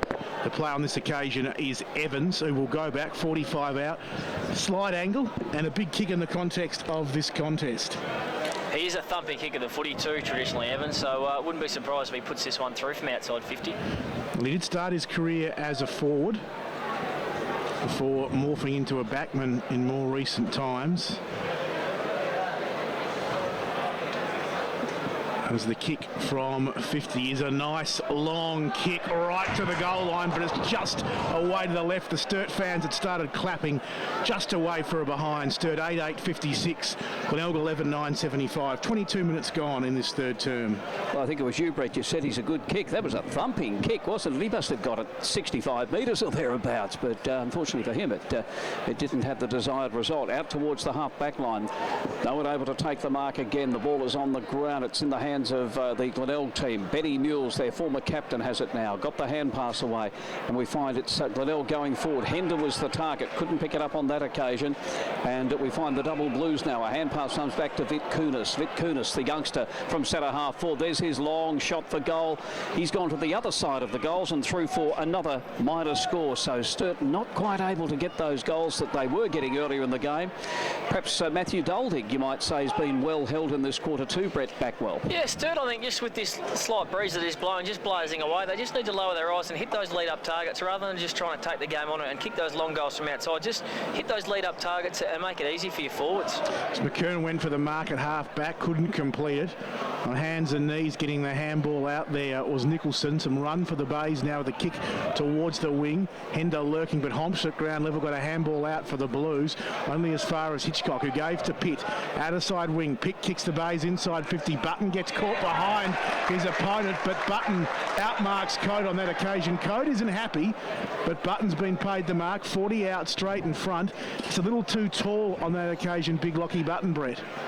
Yeah, he was. Just Michael Code's a really dour defender, but just doesn't have that height, as you mentioned. And Lockie Button, a true ruckman in the sense that pushes forward. And as I mentioned before the game, he's a really skillful footballer. And, you know, when he does push forward, he can catch him. This will hurt if Button is successful after those two behinds to the Blues. Button, 40 out, straight in front, kicks truly for Glenelg.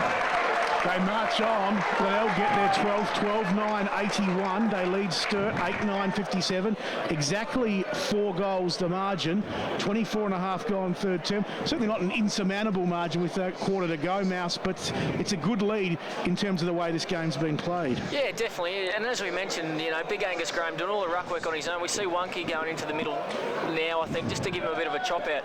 But the 3 big blokes from Glenelg, we see Button go forward now. McKernan's in the ruck. One guy just can't run with 3 for the whole day. So, you know, the clearances early, as I mentioned, were really dominated by Sturt, but the last 8 this quarter have been Glenelg. So Sturt just need to get their hands on the footy around these stoppages and give Big Angus Graham a chop out and give him a bit of a breather.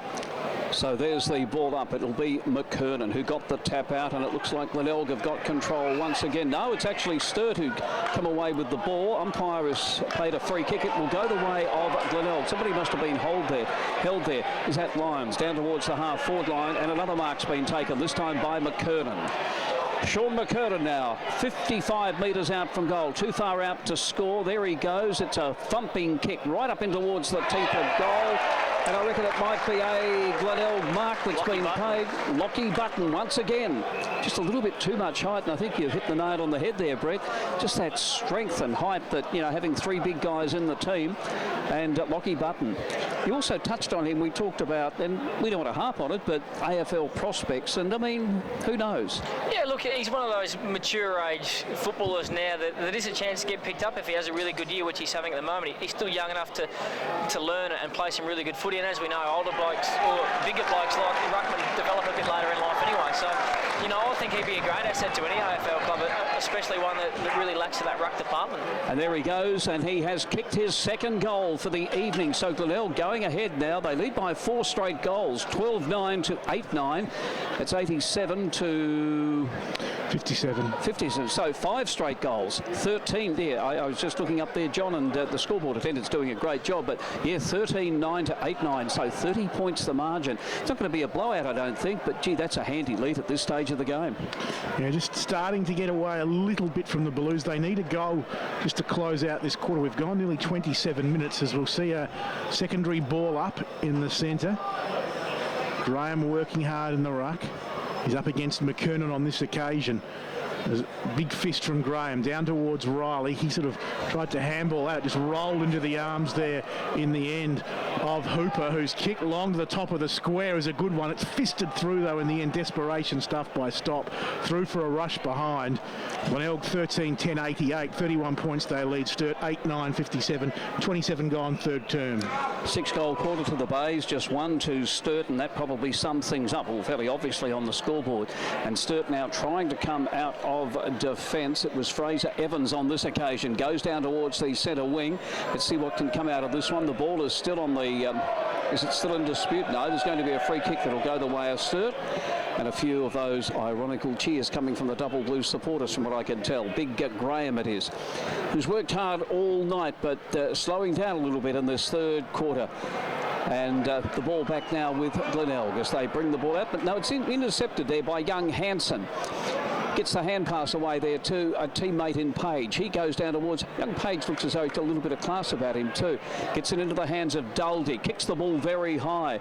Up go the players. No one able to take the mark. The ball is on the ground. Sturt struggling to find the goals in this quarter. And Glenelg bring the ball out of defence. And in fact, the ball comes back now, and it's been knocked across the boundary line from what I can see. Or is it a behind? It's a behind. It was all sort of a little bit clouded there, and my binoculars sort of were out of focus. That didn't really help. Sturt just really rushing their entries inside 50. They've got loose guys pushing forward and working to space, but that's the 4th or 5th time now that they've just bombed away and put through those long points which coaches hate. Mules from the fullback goal square as the 3-quarter time siren sounds. And at 3-quarter time, it's the home side, Glenelg, holding a commanding 5-goal lead. The Tigers 13-10, 88, lead Sturt 8-10, 58. That was after the Bays led by 13 points at quarter time and 3 points at half time. They kicked 6 goals to 1 in that 3rd term. And that, as Doug Oakley said during the call, was the big difference. Looking at the goal at quarter time for Chris, and of course 3-quarter time with Seamus. Great work, Phil Aspinall. 30 points the margin down here. Glenelg in front of Sturt. Glenelg should run out winners, you would think, Brett, but anything can happen in this great game. Yeah, that's right. As we said, Sturt have got the capabilities to score really quickly, but Glenelg at the moment, they've just got the ascendancy around the ball. Those AFL listed guys, Tommy Logan, Jared Lyons, Ty Allen around the footy, just really got control of that quarter, and you'd think they'd continue on and keep control of this game and give the forwards. You know, we've seen McKernan take a few catches down. Lockie Button's gone forward and taken a few catches. Trembus down there, Hitchcock's floating around, so they've just got some really dangerous players, and if they keep getting the ball down there, they're going to score some goals. Underway in the final term, Glenelg by 30 points. Big quarter needed from the Double Blues. As side by side, shoulder to shoulder in the middle, Martin up against Logan, but in the ruck, Graham won it down nicely for Sturt, running onto it. Logan tries to impede him. Martin does get a handball out in the end to Thompson. Handballs towards half forward, no clear winner there. Hands and knees, the handball came out towards Graham, sort of knocking it forward, the Blues at the moment. There's a little give out towards Graham. The Sturt player was felled after he disposed of the ball. That was Kane. Advantage has been paid.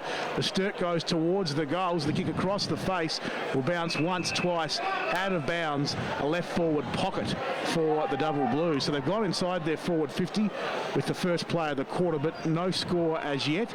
They get a chance here though as Graham works his way to the front in the ruck. One down from behind though for the Bays.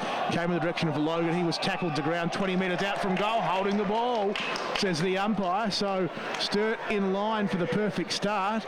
The tackler was Martin, and he will go back and line up for goal from the top of the goal square, Brett Backwell.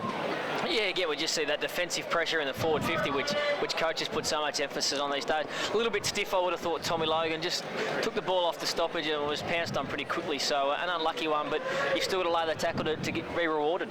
So Martin coming up for his 9th disposal, 4 kicks, 4 handballs so far. This will be his 5th kick. More importantly for the Blues, it will bring the margin back, if he is successful, to 4 goals. And no worries with that kick. Big booming kick from Martin, crashes into the scaffolding, just stopping the ball from going out onto the street there behind the goal. So the Blues, a great start. 90 seconds into the final term, Martin gets his first. Sturt get their 9th. They go to 9-10, that's 64. Glenelg 13-10, 88, 24 points to margin. What that does too is just gives the rest of the team a bit of confidence. They get up and about and a bit running, and you know, all of a sudden they can put 2 or 3 on the scoreboard, which they need to do, and Glenelg's heads go down, Sturt goes up, and you start to get a roll on. So momentum's a really big thing in footy these days.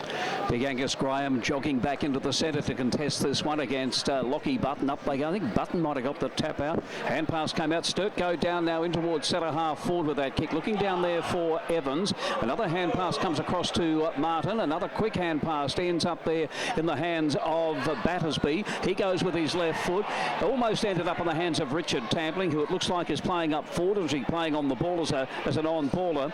Eventually, Glenelg will bring the ball out of defence, back in towards the centre of the ground. A mark's been taken, and play on as big Lockie Button now will kick. He has got nice skills, hasn't he, for such a big man? 198 centimetres. Terrific kick. Great lead by Sean McKernan from 50 metres out. McKernan has taken the mark. He plays on immediately. Comes back to McKernan now as he raced through. He was tackled, and the umpire will let play continue on. There's a little bit of a push and a shove, and in fact it's going to be a free kick and a 25-metre penalty, I think, that will go against... Just really dumb and really lazy by big Shawnee McKernan there. He has tendencies to have a brain fade every now and then. Spoken by a man who's about half the size of Sean McKernan. Happens to most big blokes when you're above 6'5". Hair's a bit thin. And that's why they call this bloke Mouse. As the ball is right down here on the centre wing. Racing through was young Guy Page. Was he over the boundary line? I think he was. He's actually quite an impressive young lad, isn't he, young Page? He's only is he a teenager still? Let's have a look. 19, I think he is. 19, yeah, 19 years of age. He looks okay. Just shows some real toe. And again, you can't buy leg speed, so it's really important these days to have those guys that can run and carry the footy. There's the throw-in, taken away by Martin once again. He's had a great start to this last quarter. Comes out to Rishbith. No, didn't quite go to him fully. Will be taken by Clurry, the young lad in the Glenelg team. He's lost it, and Glenelg, as Sturt have got control. You can hear the yelling in the background, and the Double Blues have kicked another one. This has been a terrific start. The margin back now to 18 points. And I've just got the glasses on the boy who kicked that one. Is he going to turn round for us, John? He's not. Hansen. It is young Ben Hansen, so all of Tatum then probably went up with him. Put that one down to Big Matty Doldig too. His contested possession, his ability and his vision to give the handball out over the back of the pack there was outstanding from a big bloke. Let's check the scoreboard again for your station sponsor, Home Loans Plus, your local lender. It's Glenelg 13-10-88, and Sturt move on now to 10-10-70. The margin 18 points, 4.5 minutes gone in the final quarter. Opening 2 goals of the final stanza to the Blues, back to 18, or the margin to 18 points. It's in the ruck. Wonky won this one down as far as Greenslade. High kick towards half forward, flying high but unable to bring down the marker was Hitchcock for the Bays. He'll come away with it in the end though, Hitchcock, and drive Glenelg inside 50. In front position, Hender couldn't complete the mark. Page was good. They work it out nicely with handball now. A stop. Got it back in the 1-2 from Panozzo. Handball then didn't find its target, and the turnover, the Bays go forward through Davenport towards 50. Trapping it just inside the line. No, Trembath went out of bounds on the forward 50 arc. Down there in front of the Bays fans, the slouts down there, and there'll be a boundary throw in. Glenelg by 18 points, 5 minutes gone, final term. Ball there forward, 50 arc. They'd love a goal just to steady the rot, but no one went up in the run from Sturt. No one up in the ruck on that occasion as Wonky handballs to Martin, and Martin's kick into the middle of the ground is a turnover, and the Bays come up with the footy. And it's big Lockie Button, who kicked 2 goals in that third term. He chips short. Mark taken by Clorry, who can put the Bays to the cusp of 50. Backing back, unable to complete the mark on that occasion. The Glenelg player, and Battersby sees, that was Pitt, the Glenelg player who couldn't complete the mark. Battersby sees the ball over. 18 points the Bays lead by, 6 minutes gone, final term. So the boundary throw in about 50 metres out from the Glenelg goals. There it is. Again, it's a wild hand pass that seemed to come out there. Glenelg have got control. It was McInerney, went with that left foot kick of his, but it will be a Sturt mark. Very, very close to the boundary line. Michael Code, the captain. Terrific skills either side of the body. And Sturt now bring the ball out. Another mark's been taken here by Fraser Evans. Evans was off and just moved that fraction of a metre.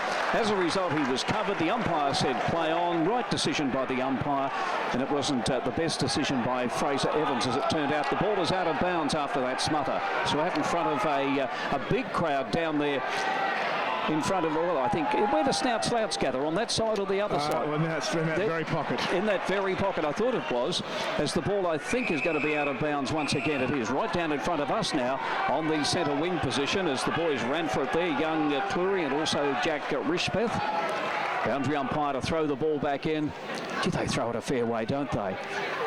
Again, it's an impressive sight down here too. I've mentioned a couple of times the full moon we've got shining down on the Glenelg Oval, but of course the wonderful floodlit lights here, and another ball up to bring play to a stop. It's the clearances here, 6-1 Sturt's way in this last quarter, so really getting their hands on the footy in these stoppages.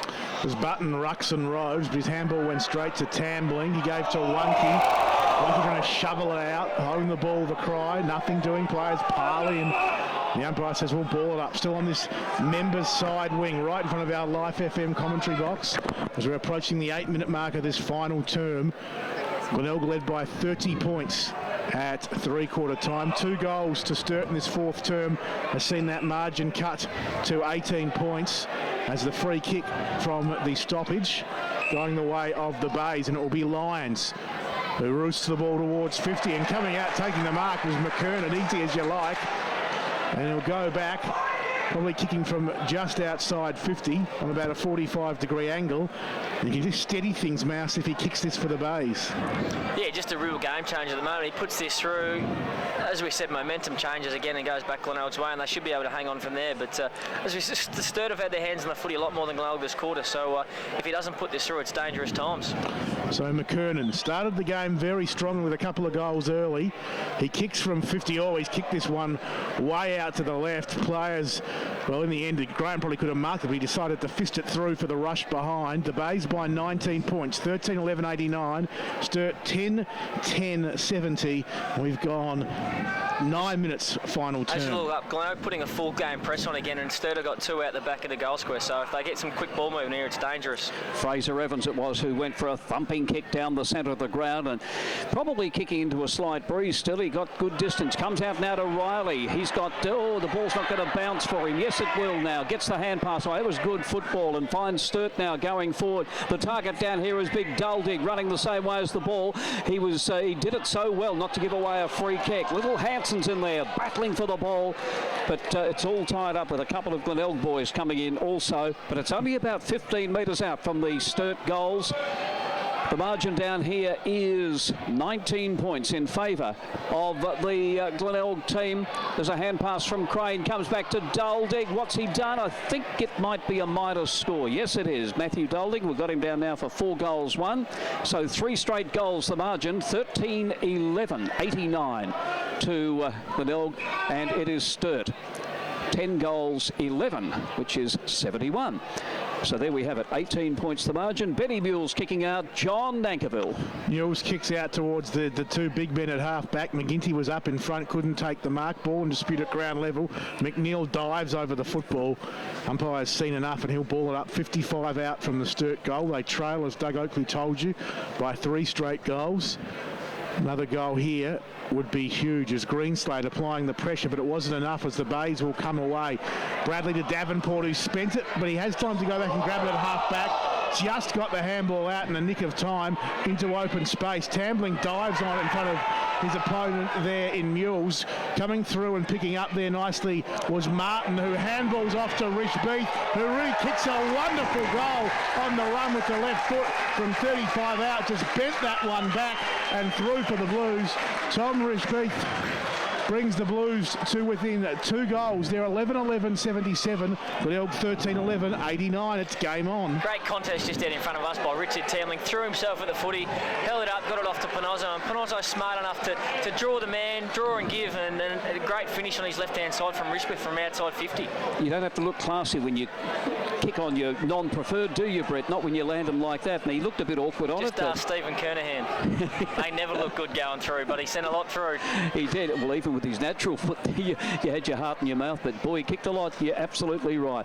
As the action back in the centre of the ground, Glenelg knocked it forward just that little bit. The umpire says play on. It comes out here to Panozzo. He's knocked to the ground. A hand pass there from the Sturt boy there in Greenslade. Goes down towards the half-forward line. Sturt looking down here for Vic Kunis. Couldn't quite take the mark. Knocked away from him, and the ball's gone across the line and out of bounds. A throw-in to take place. Outer side of the ground, midway between wing and half-forward. Sturt in attack.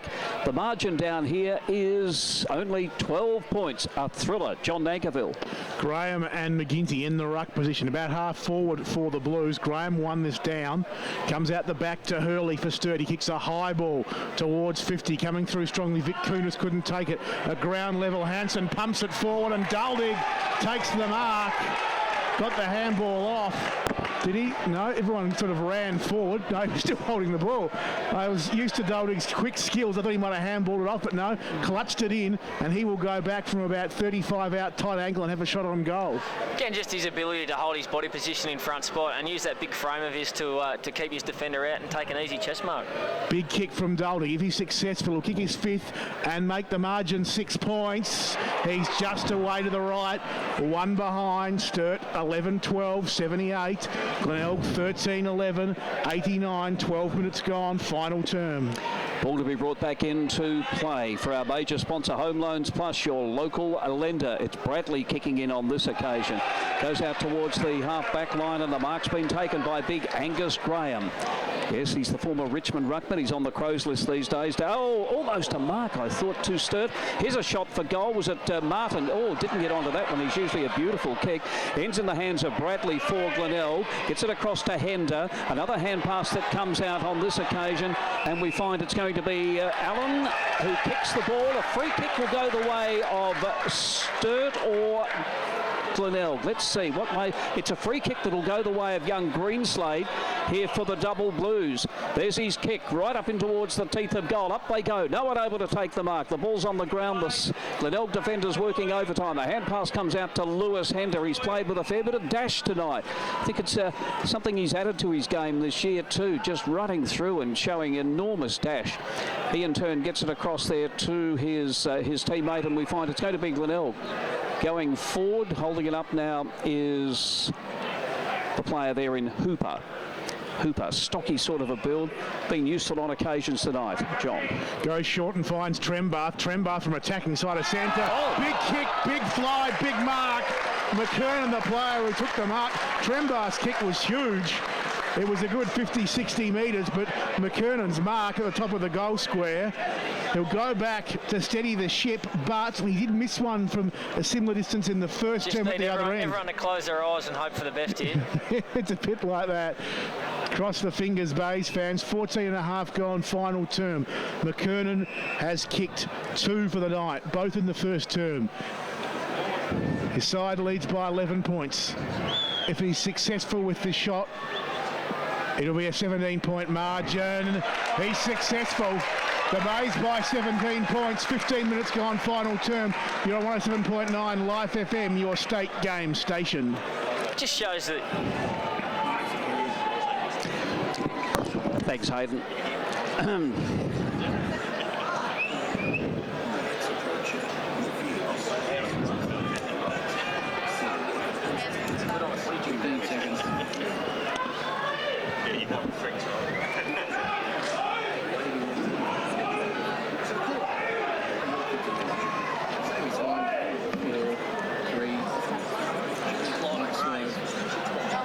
Welcome back to Gliderroll Stadium down here at Glenelg. The big game on Life FM, and that's a bit of a steadier there to the Bays. They lead 14-11, 95 over Sturt, 11-12, 78. So the margin now out to 17 points in favour of Glenelg. There's the ball up to get play underway once again. And it looks like it might be another ball up. Not quite, perhaps. Big Angus Graham. It's a long way down there, isn't it, when you've got to bend that far.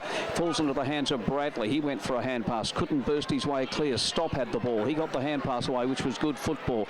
It goes in towards half forward. Almost a mark taken there. Perhaps should have been taken too by Thompson. It's okay, though, as we find Sturt going forward. And Matthew Doldig on the lead has taken the mark.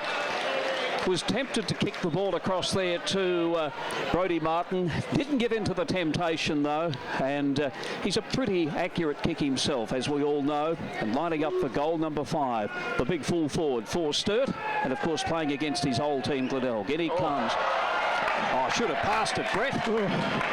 I saw it on TV last week or the weekend before, the shanks in football. Very un-Matthew Doldig like that, wasn't it? It just went right off the side of the boot. It was a perfect in-swinger, but it was certainly, it was outside the leg stump, but it started swinging. Didn't actually even go out of bounds on the full. Hender mopped up and went short and found Button. So no score at all as Bradley has it. Phil Aspinall boundary side quickly. Yeah, guys, final crowd here at Gliderroll, 3,762. As Bradley went in the direction there of Pitt, who drives Glenelg inside 50, crumbing nicely. Hitchcock, handball out looking for Hooper. Couldn't find it. Stop, got in the way. Handballed about as deliberately as you'd like for the boundary line. Luckily, Glenelg player did his best to keep it in, and in the end he ran it out. So there'll be a throw-in under the scoreboard. Glenelg 14-11, 95. Sturt 11-12, 78, 17 points the margin. We've gone about 17 minutes in this final term as the Bays through Davenport couldn't take it cleanly. Tambling's kick smothered. Ball in dispute there. Allen head over the footy trying to get it out. And the umpire says we'll ball it up deep inside Glenelg's attacking 50. One more goal here would be a real dagger in the heart to the Blues. It was in the ruck. The one number 15 in McKernan outpointed by Graham on that occasion. And it looks like we'll have yet another ball up under the scoreboard. The Bays desperately keeping it in their area, holding it in. John, West Coast only 9 points in front of the Power now. An absolute thriller down there at the park too. They're coming back after I wrote the Power off there. They're coming right back into it. And a free kick off the ball here. In fact, in the ruck against the Blues. So it's McKernan who will get the free. Left forward pocket, 35 out. Underneath the time clock is where we'll start his run up from. He's kicked 3 tonight. Kicked the last goal for the Bays. This is a very big kick as he's taking his time. Pulling up the socks. Sean McKernan begins his run up from the forward 50 arc. The man on the mark about 35 out. He'll kick from about 40. Goes it deliberately with the right boot and kicks the goal. McKernan gets his fourth, 2 in the first, 2 in the last. The Bay's a big one, 15-11-101. Sturt 11-12-78. The margin 23 points, and we've gone at 19 minutes in the final term. They're the ones that hurt. When you've got a set shot on goal, 20 metres out, you miss and the opposition go down and kick a goal to blow the score out. It really does deflate the side, and be interesting to see how Sturt respond now. They need to get a couple of quick ones here just to get themselves back in the game, because they've had all the momentum, all the footy for this start of this last quarter, so they just need to get it back now and keep their heads up and keep trying to attack. 2 points at Amy Stadium, 9.5 gone final term. West Coast ball there, inaccurate kicking hurt them, 9-17-71. The Power 10-9-69. Well, it did last week too against Carlton, didn't it? I mean, take nothing away from Carlton, but you know, they missed so many. As we find back on the centre of the ground, it's going to be Sturt now, surging forward. Vic Cunis was the boy who was on the lead there. Didn't quite go as far as him. Let's see what comes out of this, though. There's a little shot for goal, and almost a mark taken there by Duldig. Went with a hand pass, got it across there to a teammate in Crane. He couldn't quite, well, he sort of got foot to ball. Richbith was in there. He couldn't really get a clean possession, and no one can for that matter. I think the umpire will have no alternative.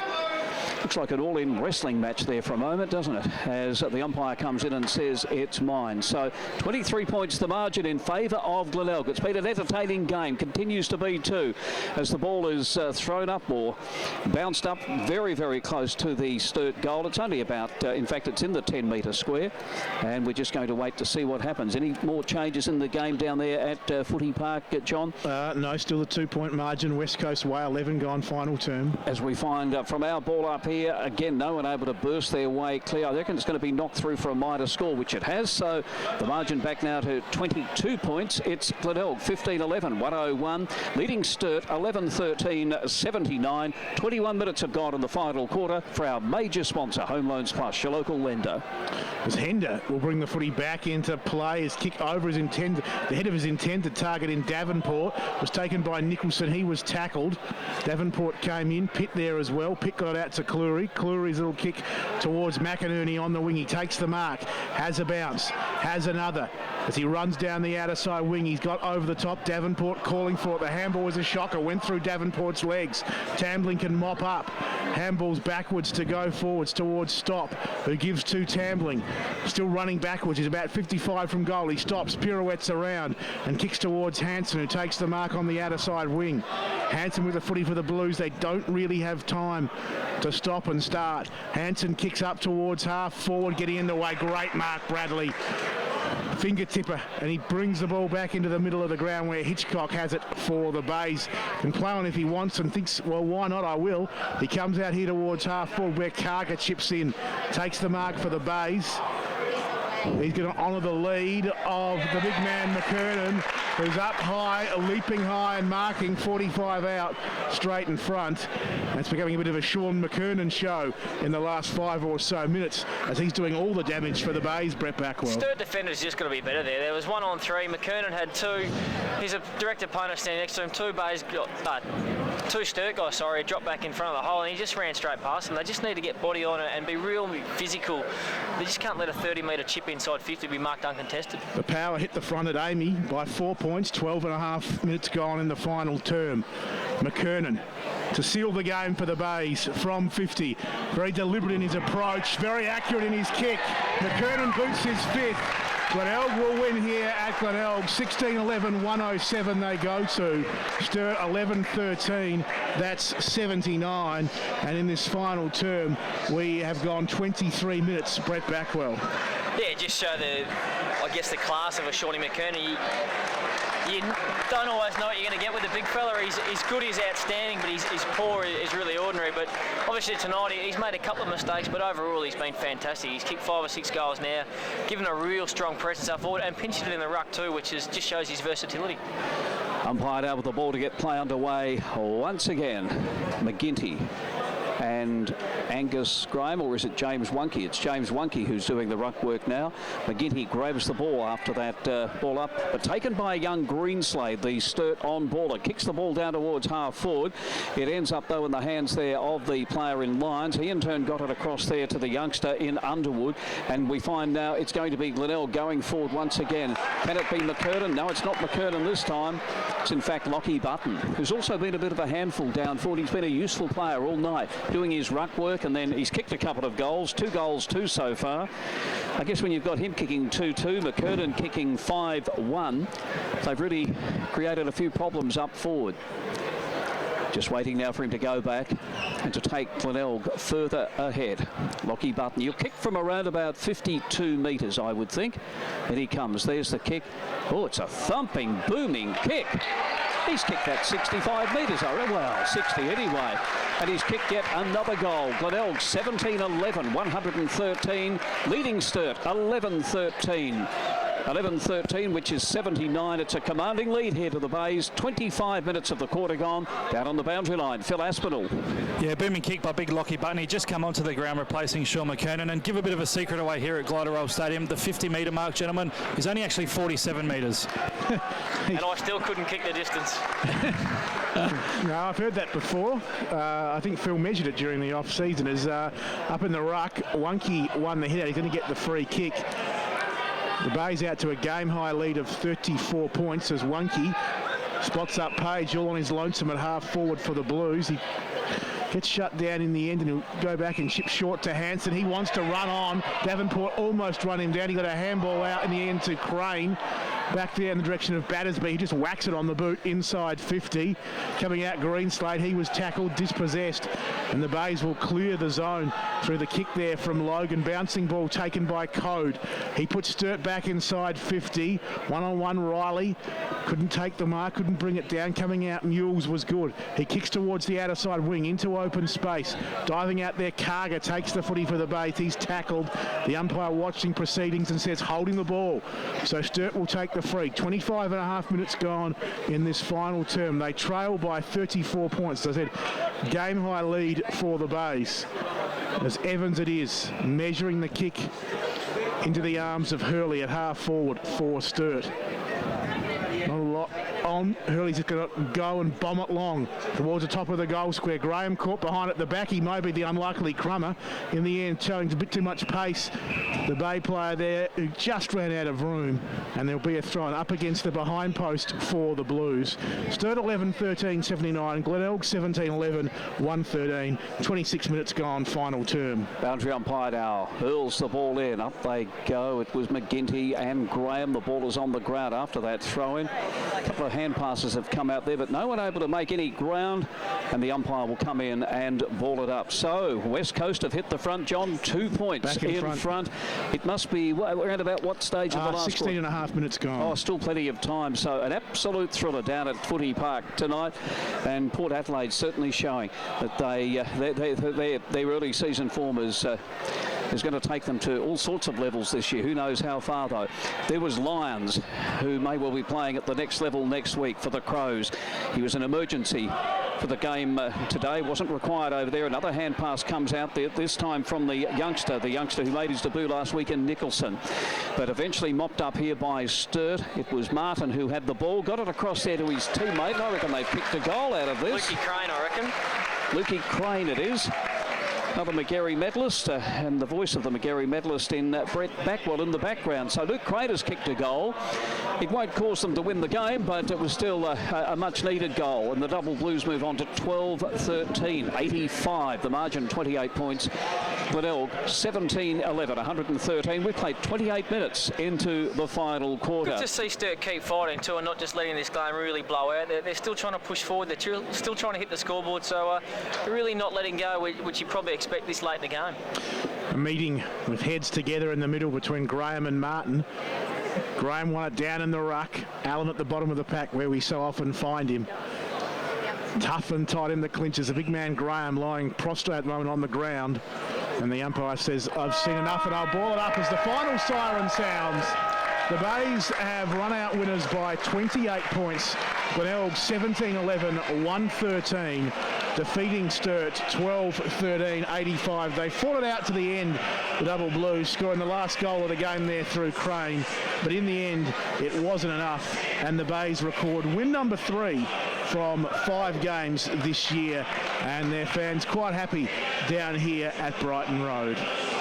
Well, been an entertaining game of football as we check the goals for the victors, Glenelg, and we can hear the theme song there in the background.